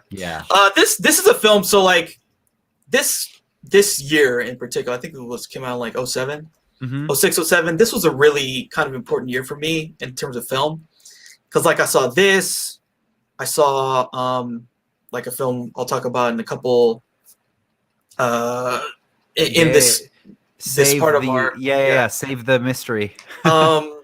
The Fall. There's just a lot of films like Jesse James, The Assassination of Jesse James. Yep. That just all kind of Gone Baby Gone. I don't know if you were into that one, but I was into that one. That all like really kind of worked in it, but they were all very different, but they were all very artistic, and it was just like, but they're all kind of like American Hollywood films, and it's really kind of, for me, showed me a different take on film in general. Sure. Yeah. I know what you're talking. I know what you're saying. Yeah. And this one really this was one, again, I kind of had to think. I realized I like it more than I thought, because like at the time I watched it, like, yeah, that's good. It's really good. I like it a lot. But now I'm like, this film to me is extremely special, and it is definitely one of the greatest of all time. Oh, absolutely. It's just so, everything about it, it's beautifully shot. You know, again, a great Roger Deakins shot film. It's so brutally violent. Like, it is violent. I mean, this Anton Chigurh character, again, is one of the great villains of all time. This guy is just, and again, that's they channel McCarthy so well, because this is sort of an archetype, I think, in some of his work. Is there's this almost like a personification of death, this relentless force. Yeah. And that's what he's channeling, is almost like this relentless force, the inevitability of death. This guy is coming and he's going to kill you. Or, you know, you cannot defeat him. But you could run away and delay the inevitable, which is basically what we find at the end of the film, where, you know, the Tommy Lee Jones character is like, I just couldn't face him, and I had to walk away. Yeah, I love that ending so much, because this is such a pop kind of a movie. Like, it's the Coen brothers, like you said. You got Tommy Lee Jones and Josh Brolin and Javier Bardem and like everything, you know, Roger Deakins. Like, it's a big theater movie. You know, it was advertised like, it's just this crazy Western, whatever. It's like this killer is chasing this guy and he's found a bag of money or whatever the fuck, you know. And yeah, it's just like, that's the classic pulp kind of Western setup. But the ending is so unsatisfying, and I love that. like in the traditional way. Like you expect all the things to be tied together. You expect the showdown. Like they build it up to the showdown. There's 2 showdowns, right? So Shiger and the other character, whatever, the Josh Brolin character. The guy. That doesn't happen. He gets killed by some random ass people and he's dead. And then Tommy Lee Jones, like, oh, okay, Tommy Lee Jones is going to right, like someone, like something. No, nah, he's just like. And then even with the Anton Chigurh, he meets with his wife or whatever, the Brolin's wife, and he just kills her, and we see him like fucking wipe some blood off his shoes or whatever, and he gets run over by a car. Yeah, he doesn't die, but he gets run over by a car. It's like, what? You know, it's just all of it really kind of, but it feels real, right? That's real life. In real life, you don't face down the Chigurh. Or at the very least, it's not like a big kind of operatic or like a cinematic moment. Like those moments don't really happen in real life, or like ever. So that's what I like about it. Is just like they had the balls to just. I mean, it's in the story, but like to end a movie that way, to just be like, yeah, it's over now. Like we just basically ran out of film. If you were going to watch it for another hour, you would just watch this guy eat breakfast or whatever. Yeah. Yeah, it's beautiful. And there's just so many like scenes that are just so well done. Like the way they use silence and all the action. Oh yeah. Like that scene when Josh Brolin knows Chigurh is coming for him at that like apartment or whatever. Motel room? Yeah, it's like a motel. I think he goes downstairs or something. And, like the dude at the front desk is dead, and then he goes back into his room and he's just waiting. And you see like the light in the keyhole. And then the thing fucking shoots out at him, and he's like, shit. He shoots it back and he jumps. It's just so well done. So well done. This seems to me like it would be Quentin Tarantino's favorite movie of the last decade or something. Like it just seems like something he would really, really like. You know, he did a list of his favorite movies from, it was like 25 from like 1990. Oh, he did? Oh, he did? He did like 1990 to like 20, I don't know, maybe like mid 2010s. Okay. I forget what I remember was Unbreakable was on it. That's what I remember the most. Unbreakable? Yes. Or like the Shyamalan movie? The Shyamalan movie, yes. Cool. I know Unstoppable was on it. I like that movie too. Well, these are 2 separate lists I'm talking about. Like this was not the decade list that he did. This was before that. Before that. Okay. This was before that. Interesting. But yeah, I that's where I think that film would have been if he were to list it. But yeah, I don't know. It does feel very Tarantino-esque, like even the way people talk and the violence. The way, right. The kind of like subverting your expectations, but like in a fun way, not in a shitty way. Kind of exactly, in a non-shitty way. Kind of the narrative. It is more of a traditional narrative, but it does get splintered at the end because there's so many like narrative kind of dead drops where it's like you're not going to get a conclusion that you want. It's like the end of his story arc is he got killed by some random people. I just think that's a really cool ballsy thing to do. What if nothing else, like technically, like craft wise, this movie is unfuckwithable. Like again, like the way that they use the silence and the editing and some of the camera movements and stuff, and like just to build that tension. Like that scene, and the writing is impeccable too. Like the scene where he's talking about the flip a coin, whatever, like that whole thing. Yeah, like it's so good. Like it's got kind of everything working for it. Yeah, it is a amazing film. Yeah. It's an amazing film. I feel like it's required viewing for everybody. Absolutely. And just like so brutal. Like the Chigurh character is so brutal. Does not hold back. Like basically we see this dude at the opening of the film. He gets arrested. He chokes some guy out, kills him, steals his car, finds some other guy.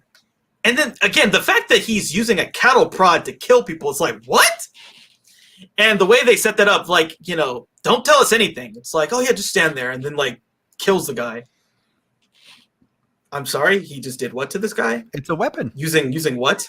and again, like, they make him hella mythical in this movie because, like, the bunch of the shit he does is not really possible, but he's a stand-in for this sort of idea of the inevitable, the death that's all coming for us. And the question is, are you gonna run at it or are you gonna run away? Or you just better hope he just kind of like misses you. Yeah, like he'll get to you, but you just kind of hope he's like, you know, gets hit by a car on the way or something. Yeah, and then he's diverted. Yeah. But yeah, you're dead. If he's coming for you, it's over. Mm-hmm. I think there's even like a scene where someone is asking about Chigurh, and it's like Woody Harrelson. He's talking about him, and it's just a perfect, like, he's describing Anton Chigurh, like who he is and like what he is. And he's like, "Hey, what's his name? Sugar? You mean Chigurh?" Dude, I love it. This movie is so fucking good. Yeah, it's pretty flawless, honestly. Yeah, definitely my favorite Coen Brothers movie. They have a lot of good ones. Yeah, I don't even know what my favorite is. I'd have to think about that for a while. Probably Fargo, honestly. But yeah, I mean, it's just like all the elements for me just like are perfect in this one. Like the script, the story, the way that they did the script, everything is just yeah. And you know, McCarthy's like, there's been a lot of attempts to do his work. You know, I think at one point we talked about the counselor. Yeah. The counselor. Yeah. It's hard to kind of get the ideas to work.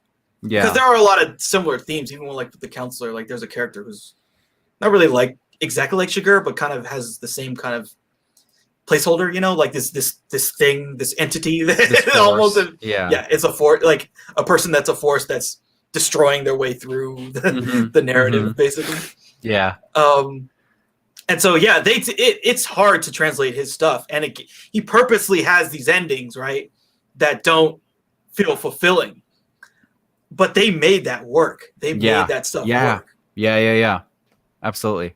It's impressive. Yeah, I love it. So yeah, that's my number. Where are we at? 64. 60. That's your 64. Yeah. Yeah, that's a pretty untouchable movie. Yeah. My number 63. I love it when there's like a some kind of a theme, or like we end up looping back to some of the things that we talk about within the same kind of 10. I love that. It feels good. We were talking about like self-referential stuff or satirizing stuff, and we talked about Michael Bay already. So number 63 is going to slot right in there. It's Hot Fuzz. Edgar Wright's Hot Fuzz. It's by a country mile and a half my favorite Edgar Wright movie. I think the best movie he's ever made. But I'm very, very biased because the only thing that I really like in life is like shitty action movies and like fucked up psychological movies. It's like you just pick one, basically. And this movie just happens to be a like a shitty action movie. But oh wait, no, it's just making fun of them. Yeah, it's so like Edgar Wright is one of those directors that is so like overflowing with talent and ideas and visual ideas and stuff like that, and just in the editing and how to kind of keep us moving and show us new stuff. Hot Fuzz is like it's like the perfect movie for me, because there's multiple points in this movie where they'll openly talk about, like, you know, Bad Boys 2 or Point Break, and it's like it is a love letter to all of those things. And they end up doing all of those things in the movie. They end up having their like Bad Boys 2 shootout at the end. They have the moment where, you know, the son can't shoot his father, so he like fires up in the air. Like they lampoon all of those things. But the script is, I mean, it's always funny with Edgar Wright. With like at least these types of movies, these guys are like the perfect. I mean, if you're gonna make a buddy cop movie, then like obviously these are the two guys, right? For like a Edgar Wright, Nick Frost, Simon Pegg thing. I'm like, yeah, okay, put him in a buddy. Like, what are we gonna do next? Put him in a buddy cop movie. This is the buddy cop movie. The first one was the zombie survival movie. This is the buddy cop movie. And so it's a very kind of a simple setup. You know, he's got this guy who just like cannot turn off his brain, and he's like all about the job. And he basically, the police department in London is like, well, you're fucking too much shit up. Like you're arresting too many people. You're giving us too much paperwork. We need to just like put you somewhere. So they send him off to this village that nobody gives a shit about, where there is no crime. And so this guy is incessant. So he finds this, he like unearths this great giant conspiracy these people have been like holding on to for years, decades, whatever. Everybody in this movie is so great and they're so funny.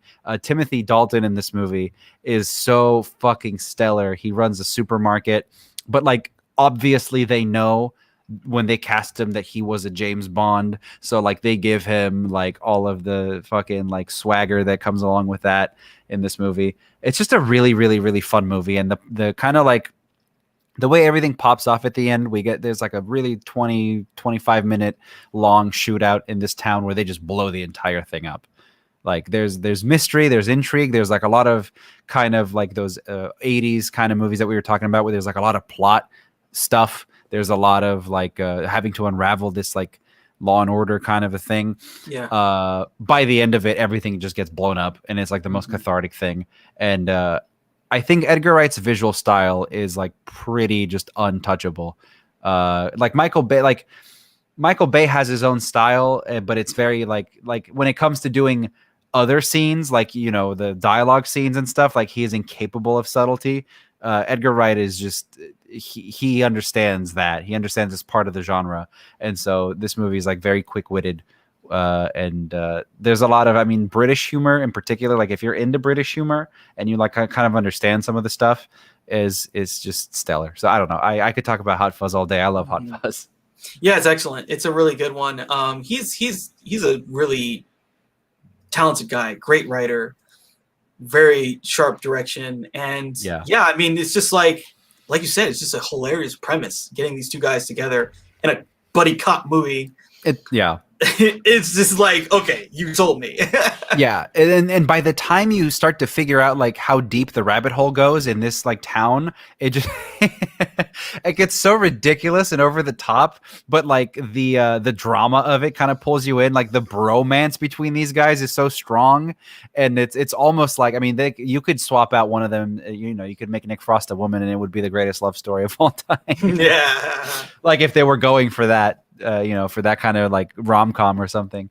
But yeah, it's such a great movie. Yeah, it's just, I really love the fact that it's so referential to like all these other, you know. But that's why it's so high up on my list, because like I devour those types of movies, and like I understand, and especially coming from, again, like growing up in Europe, all we like the kind of the way that you perceive Hollywood is like through, or like American culture is through some of these movies. And this movie kind of nails that. Like from a British perspective, cop movies should just be this, or like stories about cops, or like Nick Frost has a lot of moments in the movies like, so how many people have you shot? How many people have you killed? How many of this and that? Like, you ever kill someone? You ever watch like a partner die?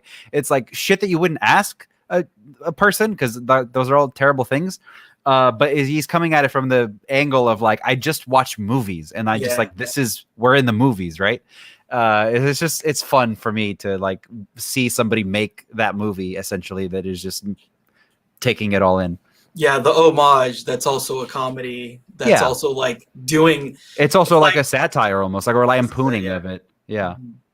Yeah, but like, again, at the end we get that massive scene where they just blow up the whole town. It's like, oh yeah, we get it, and it's like he's very like consciously trying to make it as Michael Bay as possible, and it's awesome. Yeah, that's a good one. Yeah, he's got a lot of really great films for sure. Yeah, absolutely. Like every time I watch Scott Pilgrim, I'm just like, human beings made this. Yeah, like it's just so like so much is happening. Like every single second, there's so much visual stuff going on. I'm like.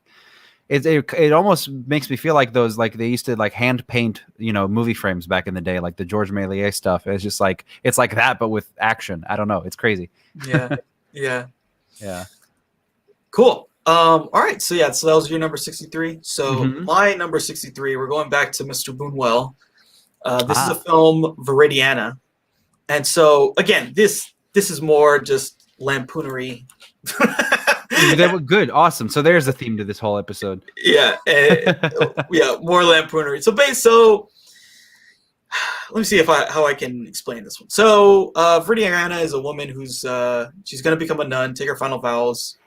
And before she does that, she visits her uncle because, you know, this person said, oh, you got to go visit your uncle before you do that. Some crazy shit ensues, right? So I think the uncle tries to have sex with her or something like that. I expected that. Yeah. And then when she says no, he kills himself. And so Did not expect that. Yeah. So then the Viridiana and her like cousin inherit this house. And so then they're like living at the house, but then more hijinks ensue. So then they leave to go do something, and some people bust in their house and start like stealing shit. But then they're like, well, why don't we just eat all their food and get drunk and do whatever? So then all these people are getting drunk, and then it's like they do this thing where they imitate the Last Supper to take a picture. And so again, you see all this like, yeah, he's just like, you know, yeah, you're starting to paint the picture. Yeah, you know, it's more, you know, what at the time they call blasphemy, basically, but making fun of religion, making fun of the church, making fun of all this other stuff. And so then at the end of the movie, Viridiana and her cousin come back, and then these people are there and they kind of threaten them.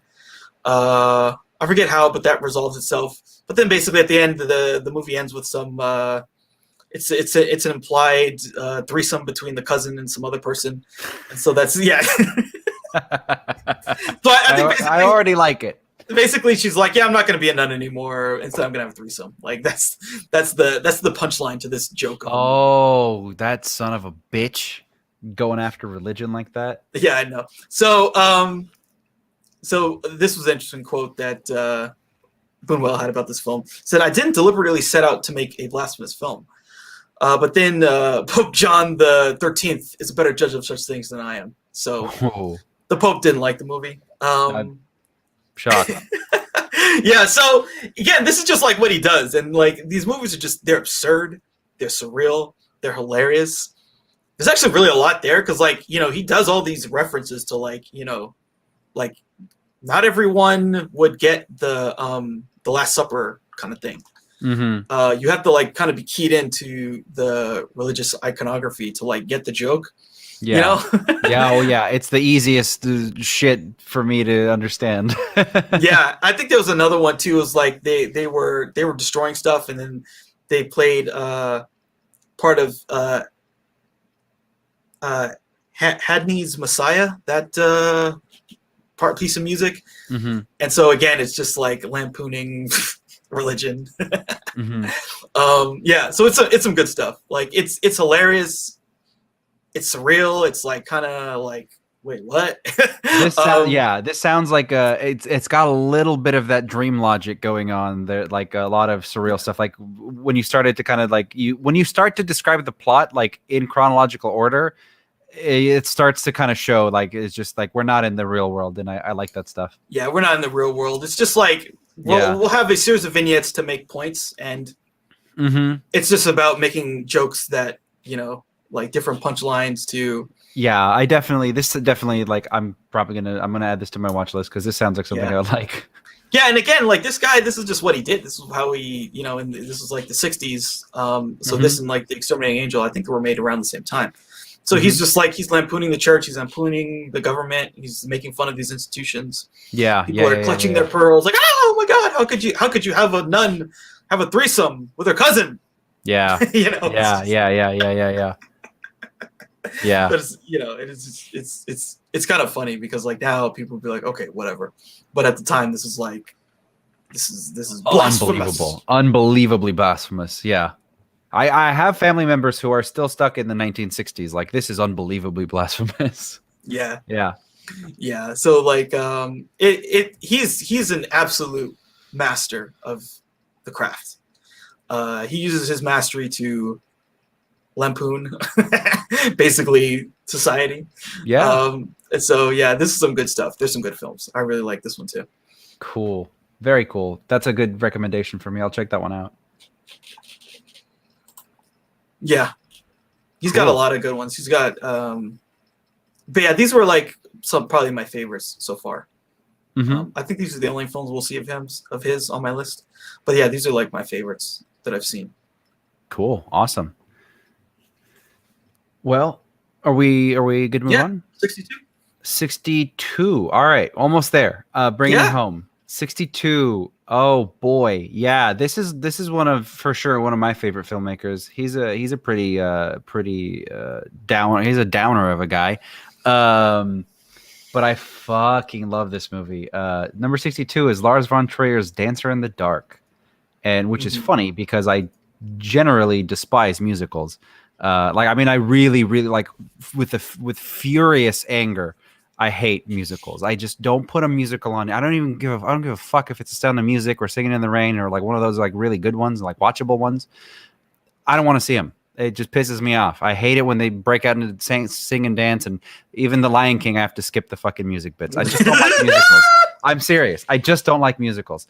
That said, the backdrop of this movie is Bjork is a single mother, a Czechoslovakian single mother who moves to America in the 1960s and is has this probably ideas put in her head from like Frank Capra movies or whatever, where we're gonna go to America and I'm gonna be able to, you know, make a better life for my son here.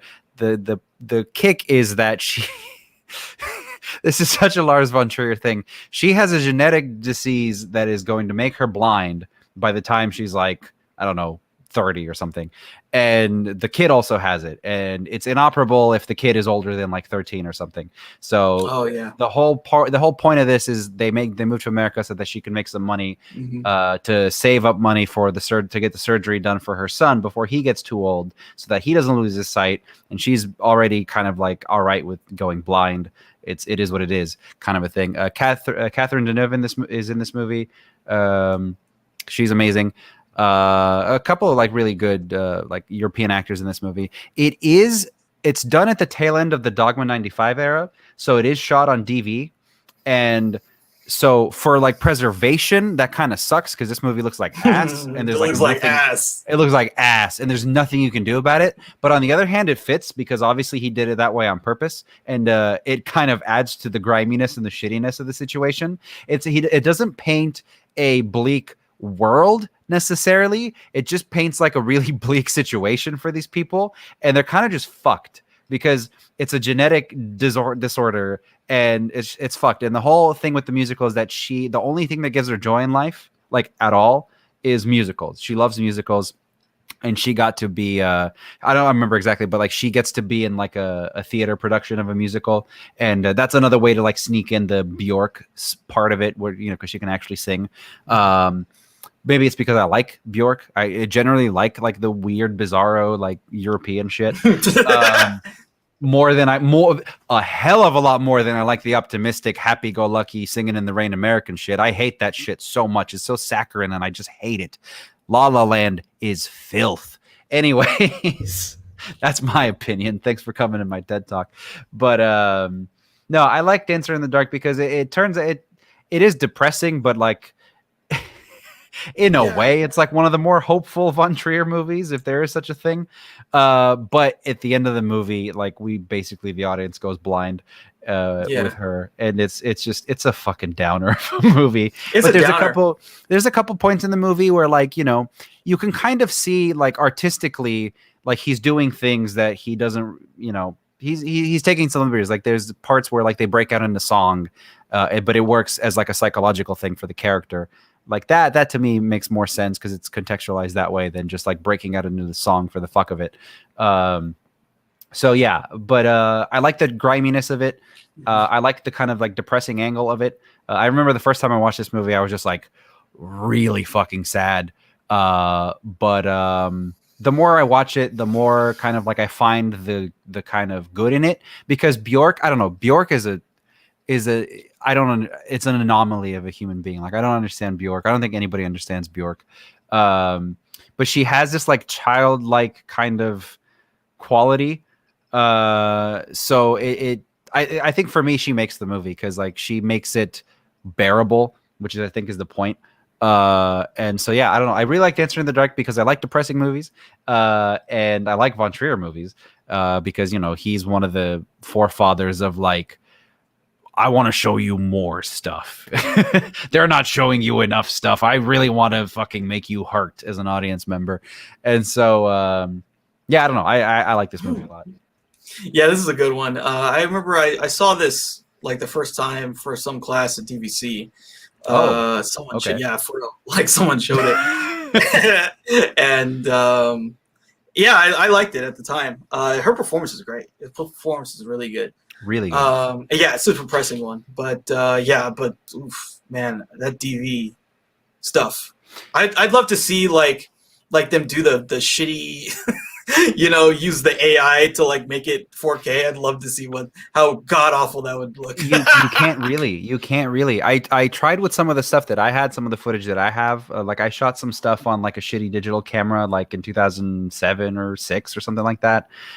All it really does, I mean, at least right now, unless you're using, I guess, $100 million equipment, all it really does is just kind of like smudge things up because there's just simply not enough detail in the frame to reconstruct anything. All it really sees at a certain point is just like more of the same color of things because everything is so fucking blurry that it just sees it as like a color. So the AI can't like.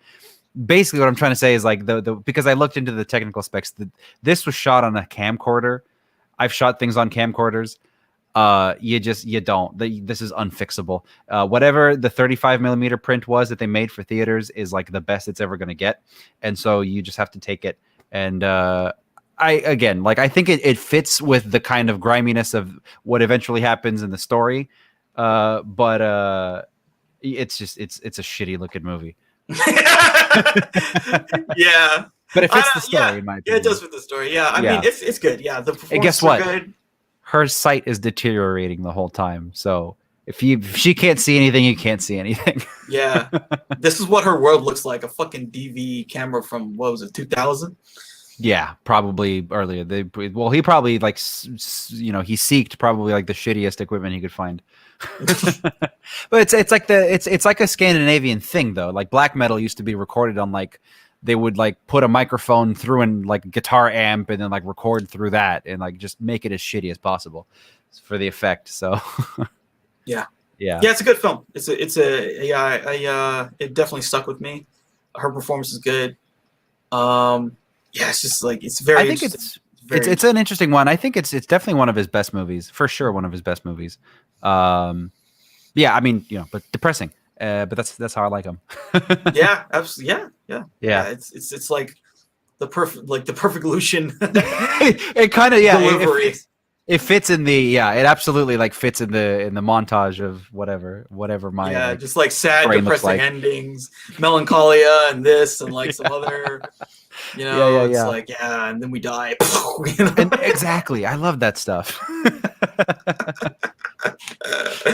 And but maybe it also like contextualizes a little bit like the very strong hatred I have for like happy upbeat musicals because this is it's a musical but in the other direction. Yeah.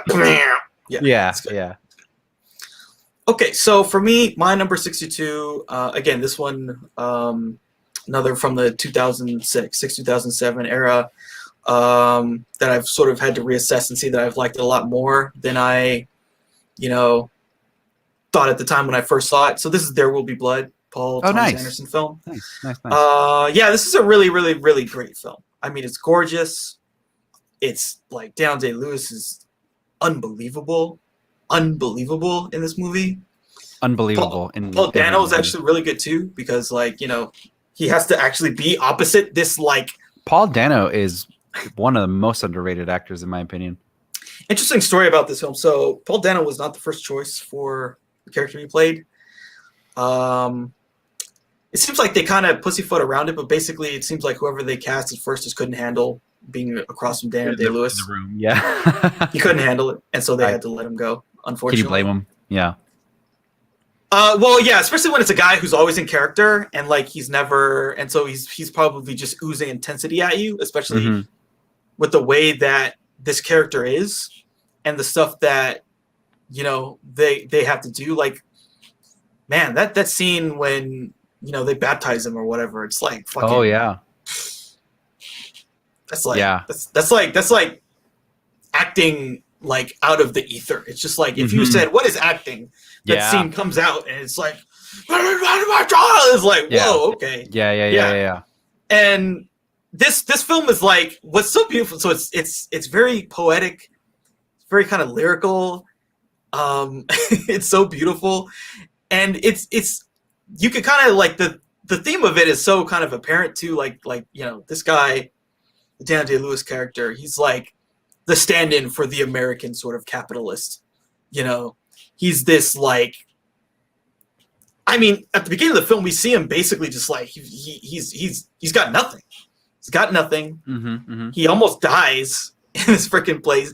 He like drags himself to like the nearest way station, and then he's like he gets a little bit of oil. He turns that into the money, and he turns that into an empire, basically. To make sure that you understand the like rags to riches thing we're going for here. This guy, and that scene is brutal too. So I watched this again recently, and I feel like secretly this is so like a lot of people have said, oh, I'd love to see, who would you love to see make an A24 horror movie? And like his name comes up all the time. I feel like this is the movie. Yeah. This is it. I think so. This is basically a horror movie. Because like at the beginning of the movie, he's doing his thing and he falls. And it's like, boom. And his fade go to black. And then he like wakes up and he's hurt. And it's like, whoa. There's so many moments in this movie that are actually really horrifying. A bunch of murders. There's a scene I'll almost never forget. Now that I think, the more I kind of thought about it, it's like super fucked up. Like the guy, they wake him up like, oh, there was an accident. And then they show a flash of it. Like the fucking thing hits this guy in the head.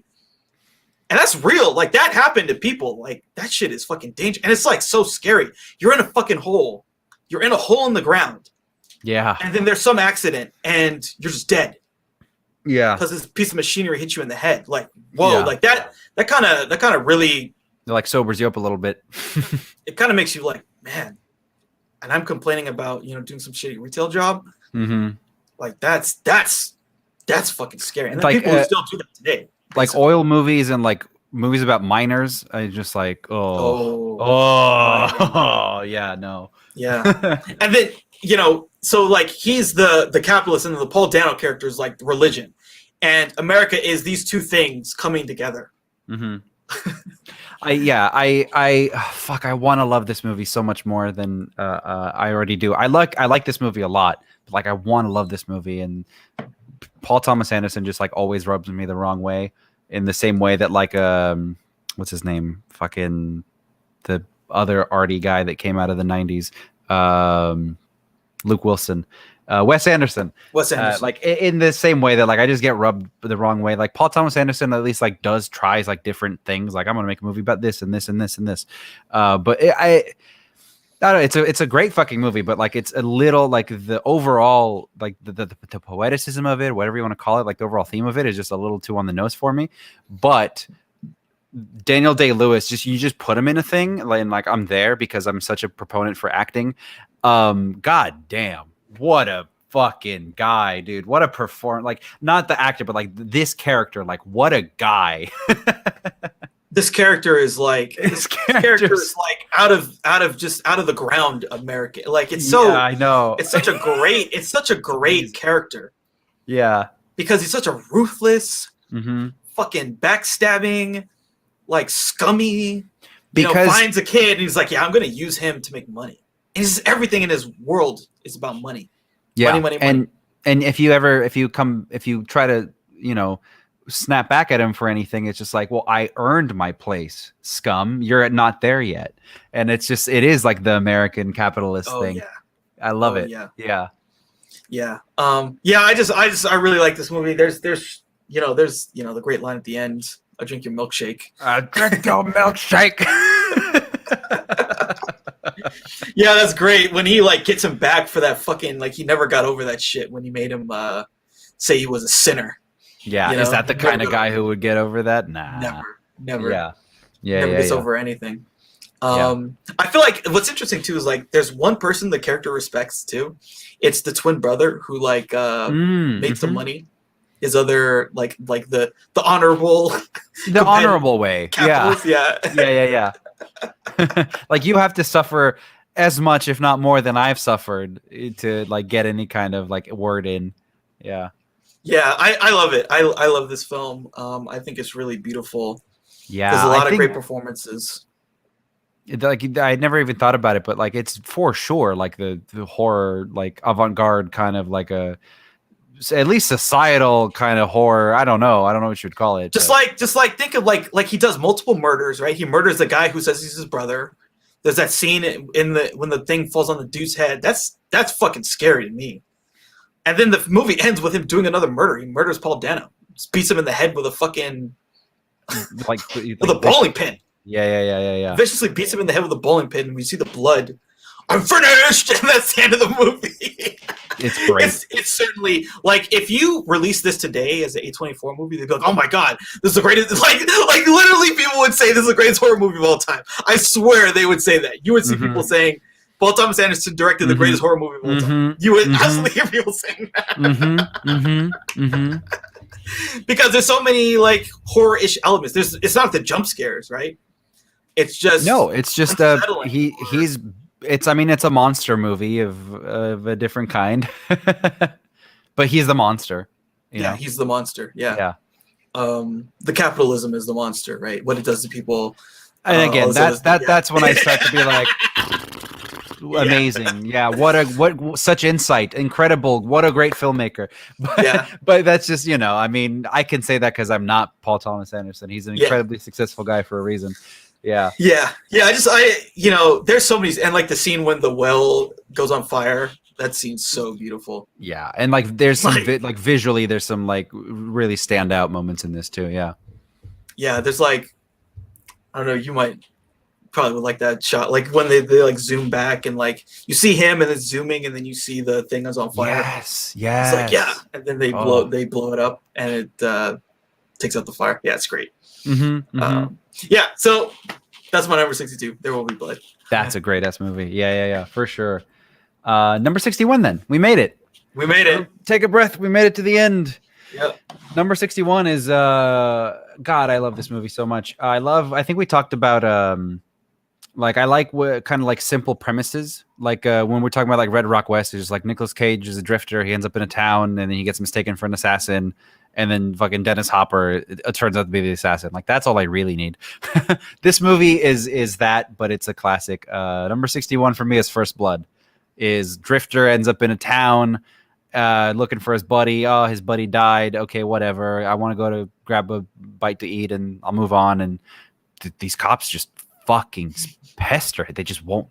And how fucking topical is that? But like, they just won't leave him alone. And it's like, it has a layer to it. I mean, obviously it was made when it was made, but Rambo is a Vietnam vet. And so it has that kind of edge to it where like, we're going to disrespect our heroes this way because, that's kind of how they were thought of at the time. Like, we're going to, like, why? Like, to what point?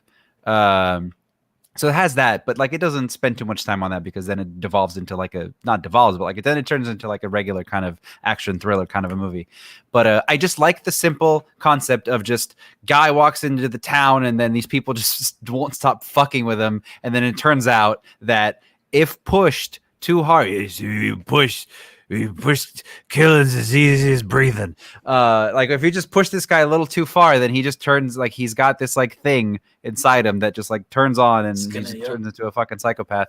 But like honestly, everybody in this movie is like the police chief is a psychopath, Rambo's a psychopath, fucking everyone is crazy in this movie. But it's got it's that scene in the forest when like he's basically like setting up traps for the police department, like it's just so inventive and cool. That scene in the cave is like one of the more like interesting, like visually the way that they shot it, like how dark it is, and like he turns on his lighter and shit. Like I like that scene a lot. I mean, it's First Blood. It's easy to dismiss Rambo because of the sequels that came out after it, but First Blood is like, I don't have to really explain to you what First Blood is, but like it's definitely like the more honest kind of movie, like a real quote unquote real movie, before we just went into the muscles and the M60 machine gun and shooting shit for the fun of it. Yeah, it became a vehicle for the sort of 1980s blockbuster getting, as it were. Yeah. Like they were just looking for properties where they could just like, well, we used to invest in directors and then we got burned. Yeah. We got burned over and over and over again. We got Howard the Duck and we got in 1941 and that musical Francis Ford Coppola made and One from Heaven's the Heart. Gate. So they were like, okay, that's over. So now we got to find a way to start getting people in the seats. This was it. The sequels. But yeah, this was like, because like, you know, it's a real thing. Like those Vietnam vets, man. Like, I mean, shit. They treated like shit. And I mean, they still are treated like shit. But some vets, I mean, you hear all the time about like Iraq and Afghanistan vets are like treated like shit. So yeah, they're on the street. Yeah, almost. It's awful. But like like this movie has that edge of like he's also got like the insane PTSD of like being kept in a POW camp or whatever and tortured by fucking Pol Pot's people or whatever. And so like that kind of pent up insanity comes out of this guy. And there's like a scene where they tie him up and then he like has a quick flashback. There's a couple of scenes really like that. Yeah. And then he just kicks his way out. He's like, get me the fuck out of here. Yeah. And it's before the sequels came in and before Rocky really took off with like all of their like stupid sequels. It's back when Stallone like tried to act. Like there's the scene at the end of the movie. I don't know if it's because I've seen it so many times. Like I have so much attachment to this, like the machismo of Stallone and this stuff. Like the stuff that I grew up with was stuff like Rambo. But like the scene at the end of the movie where, what's his face? Richard Crenna comes in and he's like, "It's over, Rambo," and he's like, "Nothing is over, nothing." And he has like that breakdown in the store, and he's like starts crying and shit. He's talking about like his buddies and like he's just weeping about like how like he saw his friends going through like the minefields and getting blown in half and shit. Like that stuff still affects me. I don't know. Again, I don't know if it's just because I have an attachment to these movies, but I just think it's a really well made movie. And that scene, we go through the forest, and then we go like through some like the caves and whatever, and then ultimately we end up with the shootout in a small town. And I love shootouts in small towns. I love shitty westerns. And this is it's got everything. I think First Blood is it. Like I don't need the Rambo sequels, honestly. Yeah, it's really in and of itself. It's an excellent film, well acted, and it really has something to say thematically. It does. Yeah. So I love this movie. And again, I'm emotionally tied into what eventually became that 80s era of like the blockbuster machine. Like we'll get a guy with a lot of muscles on it, but it's interesting to see kind of the beginning of that, which is just like it's just like Rocky. It's like a humble, honest kind of movie that like has something to say about like, Rocky's about the American dream. And this is more about like, I guess the treatment of veterans, but I don't know. I just really like this movie. Cool. Okay. So my number 61 is Rear Window by Mr. Hitchcock. I've heard of it. This is a really like, again, he's a fucking master.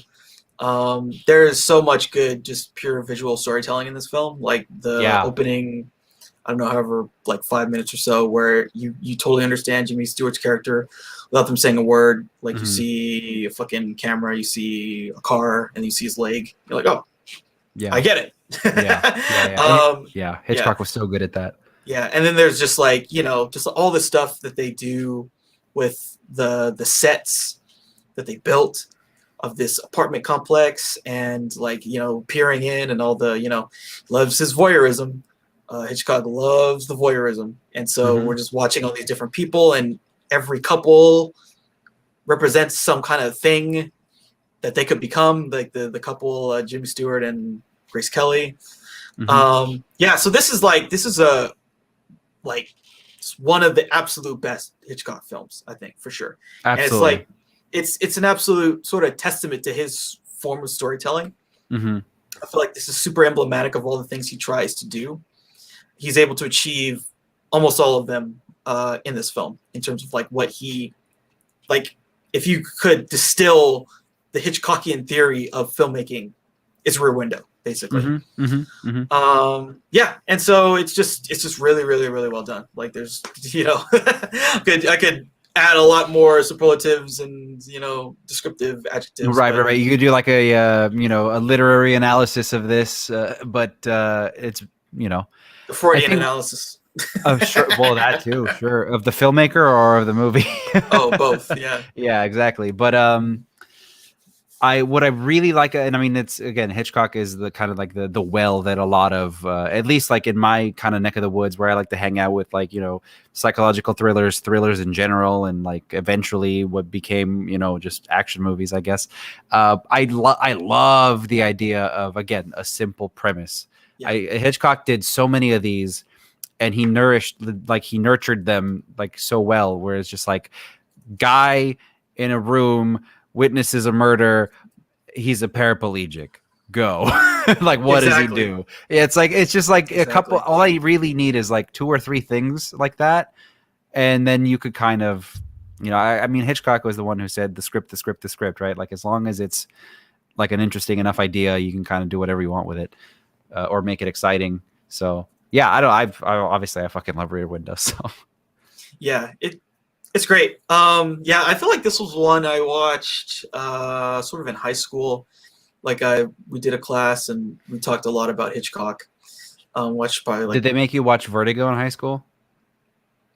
I don't think so. I don't think I really saw that until later. I feel like, yeah, like Vertigo is just like, Vertigo could be the one, like, it's the best one he ever made, and then if you watch it at like 15, it might be turned off of Hitchcock forever. You certainly, I feel like you wouldn't totally connect with it. Yeah, no, because because Vertigo is one of the ones for me where, like, I saw it a long time ago and I was like, cool, I guess. But then, like, the more, like, you rewatch it at different points in your life and you're like, oh, that's a good movie. Yeah, for sure. That's one for me. Like, so I sort of, like, there's some stuff that I've seen, again, we'll talk about it later, like North by Northwest. Mm-hmm. Those are like the ones that really I like the big spectacle kind of shit. Mm-hmm. Rear Window, yeah, and this one is like kind of, again, it's like sort of the distillation of his version, yeah, of his film ideas. Mm-hmm. Vertigo's interesting because it's like it's almost like the most purely in his head you can get. Plus, there's all the like beautiful visual stuff. Yeah. And so I think that there's a lot of people that like to talk about that film because it's so, you're really kind of getting to see in there more than any other film. The obsession and the blonde and the colors. Yeah. So yeah, I feel like that's like Freud's favorite Hitchcock movie is always Vertigo. Definitely. Yeah. Like the because like that's another thing too. There is a very strong, so if we're going to talk about Hitchcock, we can just talk about it a little bit before we end here. Because he's considered like basically the greatest filmmaker of all time, and a lot of the stuff that's written about when you talk about like Artur theory, a lot of it has to do with him. Yeah. And a lot of that has to do with people that were into psychoanalysis and then they brought that over to film. And so his stuff is very fertile ground for making those kind of associations. And so that makes sense that people would like him a lot because you're like, oh yeah, well look, here's this guy. Keep talking about him, yeah. They're always blonde and there's always this kind of sexual tension. Yeah. And, and of course, whenever you talk about repressed sex, that's another Freudian hot. Yeah. Oh, he wants to fuck his mother. Yeah. Yeah, absolutely. So those are things that play into like why he's so well regarded, I think, because it's so clear. The thematic stuff is so clear. The technical stuff is so clear. Like he has this strong vision of how he tells stories. And there's all of this stuff. It's just like, it's always there, right? It's always there. The way he tells the story, right? Yeah. It's always, there's a criminal thing, but it's never, it's never supernatural or whatever. It's always just like some guy, just like mistaken identity, or he killed someone, this guy killed someone and you got to find him. Or I saw a guy fall off a thing, so it fucked me up. I'm trying to get over that. Some guy tried to save me, and so then he fell off a cliff. I saw him die, and it fucked me up. So I gotta, that I'm still trying to get over it. Yeah. So So a lot of that kind of plays into why he's so talked about and well regarded. I think he's just like the perfect fertile ground for all of these, especially at the time in the 50s and 60s and 70s, where that's the type of people who were getting into film analysis. That was their work. Yeah. And they just all attracted to him. And plus the Truffauts as well, Sure. The filmmakers yes. themselves appreciated him. So. Yeah. Well, that's right. That's right. Yeah. Thank God. Yeah, because and also his movies are like really accessible too. Like it's that's like a huge part of it. Like when he started, like when he had his like 50s phase of just like the hits, basically. I mean, his movies were always accessible, but like when he moved from England to Hollywood, and he's just like, I'm just gonna fucking blow the doors off of the place, and just bring all these like, again, they're just, I don't know, like there was a lot of movies from that era are just kind of like just Cary Grant and Katharine Hepburn and a tiger go, like shit like that. So this is kind of like that, but like a little more cerebral, and I think people like were ready for that. Yeah, I don't know. I just like the simplicity of some of this stuff. I like the thriller aspect of it. I love his entire theory of like, you show the audience things that the characters don't know, and like it's like an impending threat kind of a thing. Like that's the kind of stuff that I really get into. Not so much as to like, I don't like to really like dissect the personalities of the directors as much. But it's it's been done to death. But like the work for me is usually what I tend to focus on. So yeah, I don't know. Hitchcock's pretty cool. Yeah, he's pretty cool. Pretty cool dude. Dude. Made some movies. All right, cool. Yeah, so I think that covers everything for this section of our long series. So I think that'll be about it. We got 10 more to go before we reach the halfway point. Yeah. And so then next one. Yeah, and then we'll get into the really, really good stuff. It's been great. Yeah. That was the whole. Yeah, I was being facetious. No, it's everything has just been amazing. So yeah. Yeah. Cool. Any last parting thoughts before we say goodbye? No. Just look out for those timestamps, I guess. But other than that, I think we're good to go on the. Just keep chugging along here by the end of 2020. Yeah. So thanks a lot, everybody, and we'll be back again with the next 10, and we're almost halfway done. So cool.